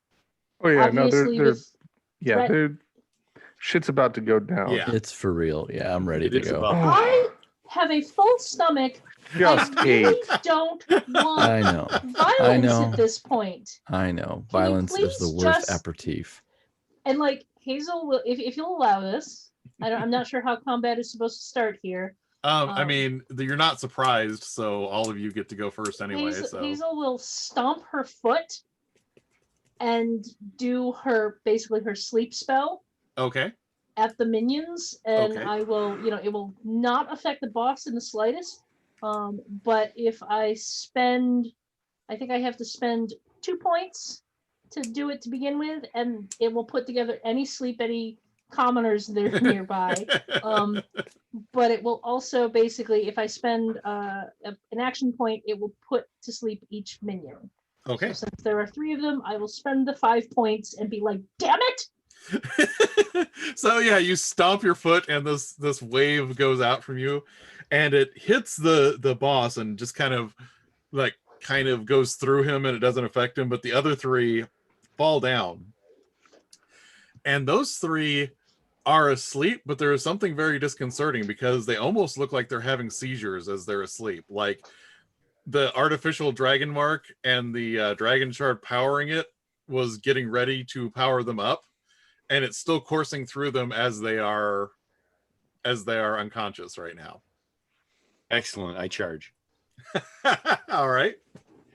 So there's a spot behind the boss. That's my destination. Okay. I lock my gaze on that spot. I summon all of my strength and I charge towards it. I violently barrel through any foes in my path, knocking them down and dealing 1 damage to each of them. Creatures I knock down are dazed and cannot use special abilities during their next turn. All right. So I blow through the boss, skid to Okay. a halt, and now he's flanked. All right. So What does flanked do? Nothing. Oh, okay. I mean, Sorry, it's just- sir. I'm flunked behind. flank. You guys are in front. So you barrel forward, and this person kind of flies up in the air and lands like face plants on the ground as Kithra runs through him, basically. And you notice like all of them are kind of rough-looking people in rough-looking clothes, and they have, this contraption wire to them. But this particular person is bigger than the rest of them and is wearing like all black leather. I'm terrible.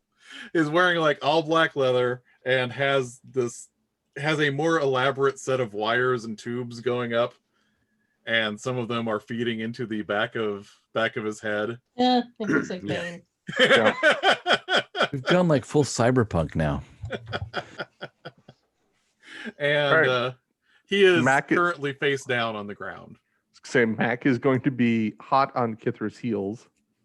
Dagger falls into one hand and his sap falls into the other.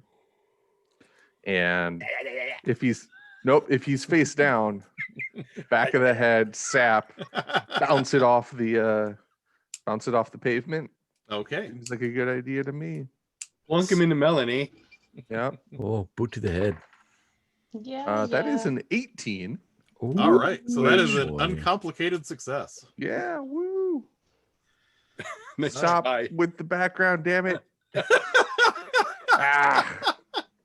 PK's Zoom, face you are the realities. worst. Trying to show my wonderful success, and I get it. I'm. It's like Facebook. The algorithm ruins everything.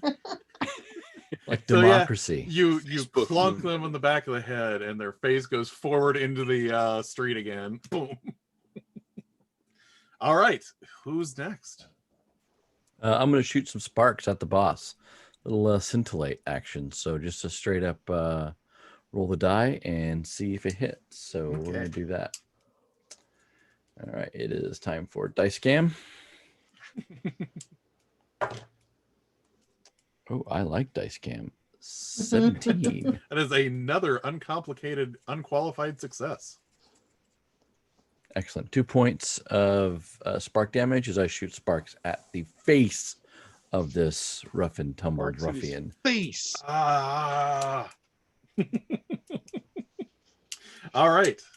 And that's everyone, I think. Yep, Okay. except for him. So he gets back up on one knee and stands up slowly. And because Kithra has run through him, he starts like trying to hit this thing to charge himself up with extra necrotic energy, and it isn't working. So he curses for a second and then just swings on Kithra. So he doesn't get the extra ability from the Dragonmark. Do this. And so unfortunately, that is a 4. Cool. Also, unfortunately, Yes. is attacking someone else. So I'm spending All an right. action point to sneak attack. That is just a 10. Okay. On the success. So I'm going to Tough choice, say okay. I'm going to say for your tough choice, you could just do half damage. Okay, sure. The dagger, glances off a rib. Yeah. And you feel like there's been things implanted that shouldn't be where they're at. So like when you thought you were going between a couple ribs, There's a definite tink yeah, it's like, rather than a grinding. why noise is of that bone. there? That's not right. All right. So who would like to go next on the second round? Did the dude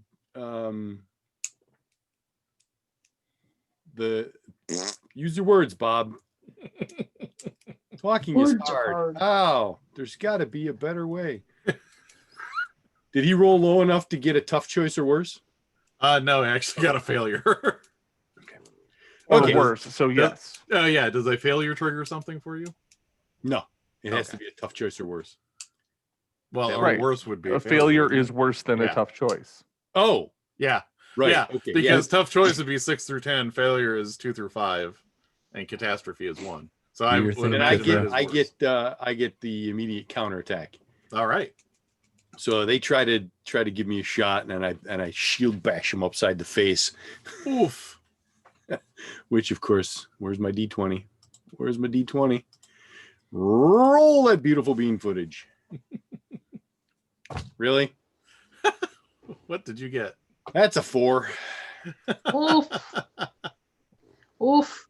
This You know many. what? Yeah, now we're locked in the cycle of counterattack. Well, So- you still can't use abilities on your, because like we have not left Yes. that person's Well, I can't turn. use special abilities. Yeah. Right? Yeah. Right. So I can still attack. I just can't use the mark of Yes. So I'm going to see how this goes because I have to get this in if it works. All right. Yes, it did work. I have to do this before this boss goes down. So Kithra, you swing like he like reaches out to grab you and you run like under his arms and then you counterattack, but you swing wide. He turns around, picks Kithra up, and hits Kithra on his knee, doing 4 points of damage. Because I had to do that Wow. before he's out.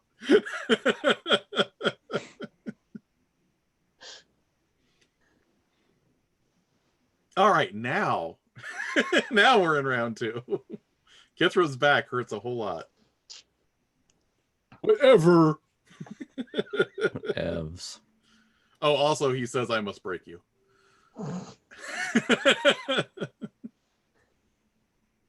All right. Well, I guess I'll come in swinging, sap in one, sort of a sap followed by a jab with the dagger. That's all just color for attack. Hopefully dealing 2 points of damage. No, nope. What did you get? That is a 1. So that is a Oh. catastrophe. Oh, I automatically fail, and I may suffer a severe setback. Oh. So I am going to say like you almost get this really good jab in, and it's looking like a really good jab. Like your form is perfect, but he just, he's faster than he looks for his size, and he just reaches over and grabs your head and picks you up and throws you by your head. Nah, actually he doesn't. I spend a point and use intercept. All right. So I take the attack. Is the dwarf getting tossed again? There's definitely like a good salad. Which also puts them under my provoke ability, which means that now they're focused on me and ignoring all others. All right. So yeah, the hand, this big meat hook reaches out for your head, and right before it hits you, all of a sudden Kithra is between you and the hand. No. Well, I imagine since Mac's taller than you probably have to parkour into the air again. Yeah. So you are in the air, and instead of grabbing Mac by the head, he like grabs your sternum. And you shouldn't be able to feel your sternum getting bruised, but you do. And instead of Mac, you take the 4 points of damage. Oh. But now, yes, he is very focused on you. Little dwarf, I will break you into pieces. But but the only person that's gone so far is Mac. Before you do, break me to pieces. Ow. You're going to eat axe. Wait a moment. Did you say axe? Axe. All right. I just wanted to be clear. I'm going to ask you a question. Go for it, Kithra. Ask the question.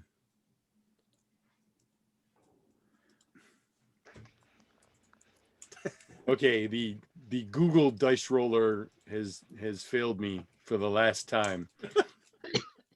I rolled another 4. Oh, okay. Yeah, and he's focused on you, so he's going to attempt a counterattack. I think this is he's already done the breaking you over his knee, so this is just going to be the double axe handle to the face. Ah, yes, Wait, the United Federation of Planets attack. Yes. Yep, this is gonna So that is correct a you. 13, which is a success. Kithra, you get to experience being at 0 hit points again, don't you? I do. So you take 4 points of damage, which knocks you out. Pew! I don't think he needs to focus on you anymore. Nope. All right. So we still have Hazyl and Charples. So Hazyl was headed, if Charples is okay with letting you go, Please. Hazyl was headed over to check on the spasming minions Mm-hmm. to make sure they weren't about to explode or anything, because that would be messy and that would just be awful. But realizing that Kithra is now down, Hazyl kind of turns and basically tries to damn it, and she will run over and try and leap onto the back of Bane wannabe and hand on his face with the corruption, because she's still got a little bit of energy in her left. All right. Of course, she's up here. What does she do now? But basically it's the, that same look of the disgusting corruption and decay kind of spreading out from where her hand touches. And he takes 1 hit point immediately, and then Okay. at the beginning of his turn. So you see this this black and purple energy kind of flows into like his mouth and his nose and his ear. And then you start seeing like black veins starting to form on his neck. All right, Charples, what would you like to do? He's not down yet. Definitely looking much worse for wear, though. I'm going to scintillate some sparkies. So we're going to dice cam. Okay. It's time to roll the die. That's a 19. Wow. All right. So here's a tough choice for you. I will. You're shooting sparks at him, right? 2 hit points. Would you like to actually hit him and do damage, and suffer a potential counterattack, or would you like to miss? I thought he had a tough choice. 19. Wasn't that a It's a- 19? Oh, It's a it was 19. a 19. I'm It's a sorry. 19. Yeah. I thought you said 9. I am so sorry. No. I thought you No, said no, 9. 19. 19. Oh, I see. Because Oh, yes. the angle sorry. I'm looking at it, yeah, I thought, yeah, I got it. Never mind. Sorry This lights about up when that. you get a 20, but that hasn't happened yet. Someday So- it will. Yes, you blast him with this scintillating energy, and he jerks back. And I will let you know this much. He's not down, but you have a feeling with what Hazyl did, he's probably going to be out as soon as that kicks in. I think we got this one under control. Absolutely. So that is everyone. So it's back to his turn. And now he can actually activate his special ability. So he is going to hit that the thing to send out the charge from the artificial mark of death, and a wave of necrotic energy shoots out at all of you in an area effect, doing 2 points of damage to all of you. So Kithra, Yeah. we now have to do something fun here. Oh no. If you are hit while you are already at 0 hit points, roll the die. If your result is equal to or less than the die, you are unfortunately dead. Equal to or less than the die? Or equal to or less than the hit. Sorry. The hit. So Okay. if you roll a 1 or a 2, You got a 90% chance of surviving. don't roll a 1 or a 2. Oh no. Oh God. 10. Yay! Kithra survives. All of you take 2 points of necrotic damage from the artificial mark of death, supercharging this guy and just throwing waves of necrotic energy out at you. Who is this guy? And that's his turn. So is it on your next turn, Hazyl, that he takes the other? It says at the beginning of the target's next turn. Okay, so all of you can go yet before this second wave of Hazyl's hits him. We can rewail. So you could take him out before Hazyl, or you could just try and stay out of his reach while this hits him. But it is up to you. Mac is not the sort to stand back. He's going to snarl. His canines probably grow a little bit. His unkempt beard bristles more than usual, and he is lunging in again with the dagger. I think Does Mac normally have like human looking eyes? Because I picture this would be the point where the eyes would go from looking human to looking more animalistic. Yeah. He generally is like, unless you knew he was a shifter, Yeah. generally speaking, like, I mean, he's got sort of like shaggy hair and yeah. a beard, but he, just looking at him normally, it's almost impossible to tell he's a shifter Right. and not a human. 17. All right. That is an uncomplicated, solid Cool. hit. So that is 2 points of damage. So even before the final burst of necrotic energy from Hazyl's attack hits him, you take him down. How do you take him down? And is it lethal? It is lethal. And I think it's just as simple. It's not pretty. It's not fancy. Mac is not really a fighter. It's just, a solid lunge with a dagger to the chest. Okay. So you and you finally find that spot, where you can actually, get through the rib cage and hit the heart, and you stab him there, and he makes this noise, and he just thumps over. Hazyl, what are you doing with the? Are you going back to look at the 3 that you knocked out? As long as a quick glance shows me that Kithra is stable, I will look at the guys who are still twitching. Yes. Kithra just looks beat up and unconscious, not dying. Okay. Yeah, I would look at the guys that are twitching. Okay. Would you like to spend a diagnose? Sure.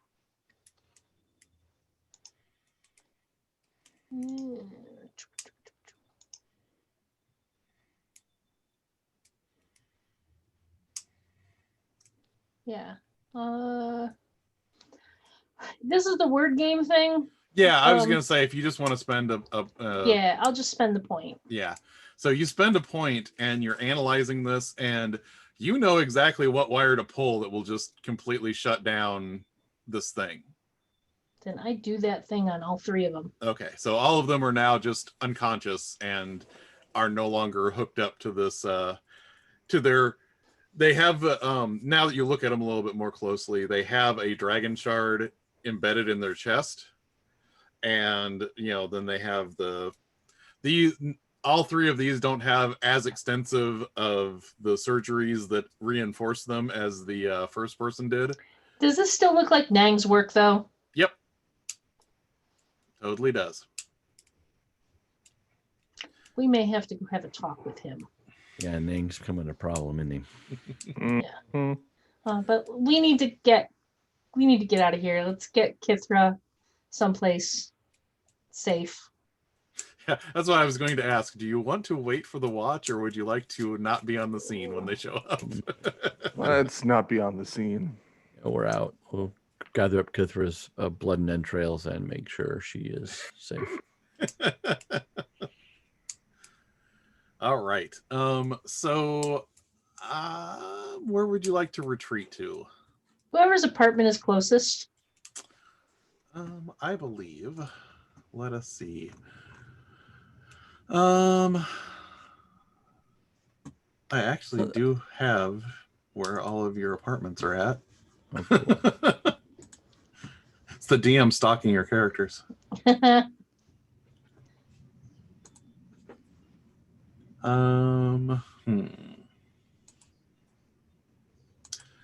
If I remember correctly, I think the closest, yeah, let me see.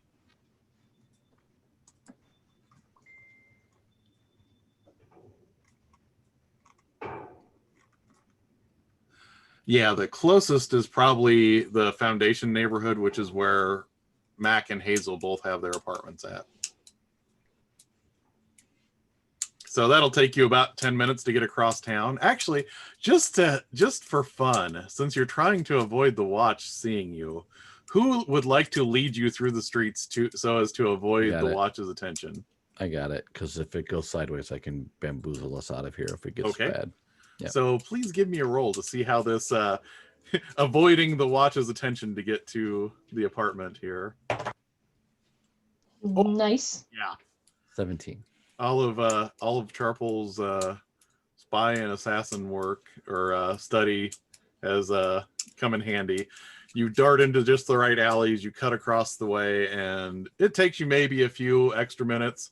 So it's about 15 minutes instead of 10, but you manage to get to, you can either go to Hazyl's or to Max, depending on where you'd rather go. Hazyl's. I think if we're going to be doing some healing, it should be Hazyl's. Yeah, Okay. we can go to Hazyl's. I think that's the obvious choice. Okay. Because she can do a round of actual magical healing, but then basically give everyone like a concoction that should help. And you have food, right? And Mac doesn't have any food, and that's important. So it is evening. Everyone has made it back to Hazyl's apartment. And I think this is probably a good point to wrap up for the evening, if that sounds good to everybody. Yeah, Sounds good. sounds good. Yep. All right. Well, I hope you all had fun.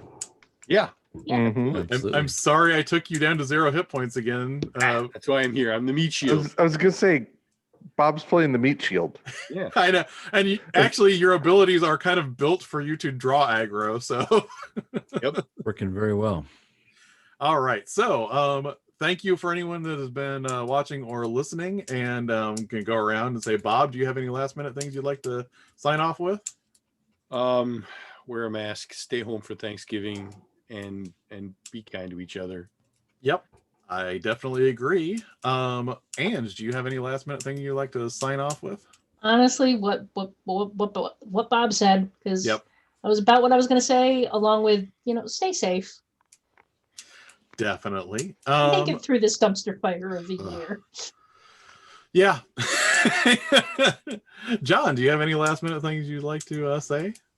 Yeah, if you're alone for the holidays, if you don't know anyone to talk to, just reach out on Twitter. I'm at John Carney, and I will be happy to talk to you on any holiday you don't feel happy or excited about. I'm There you go. always open to talk.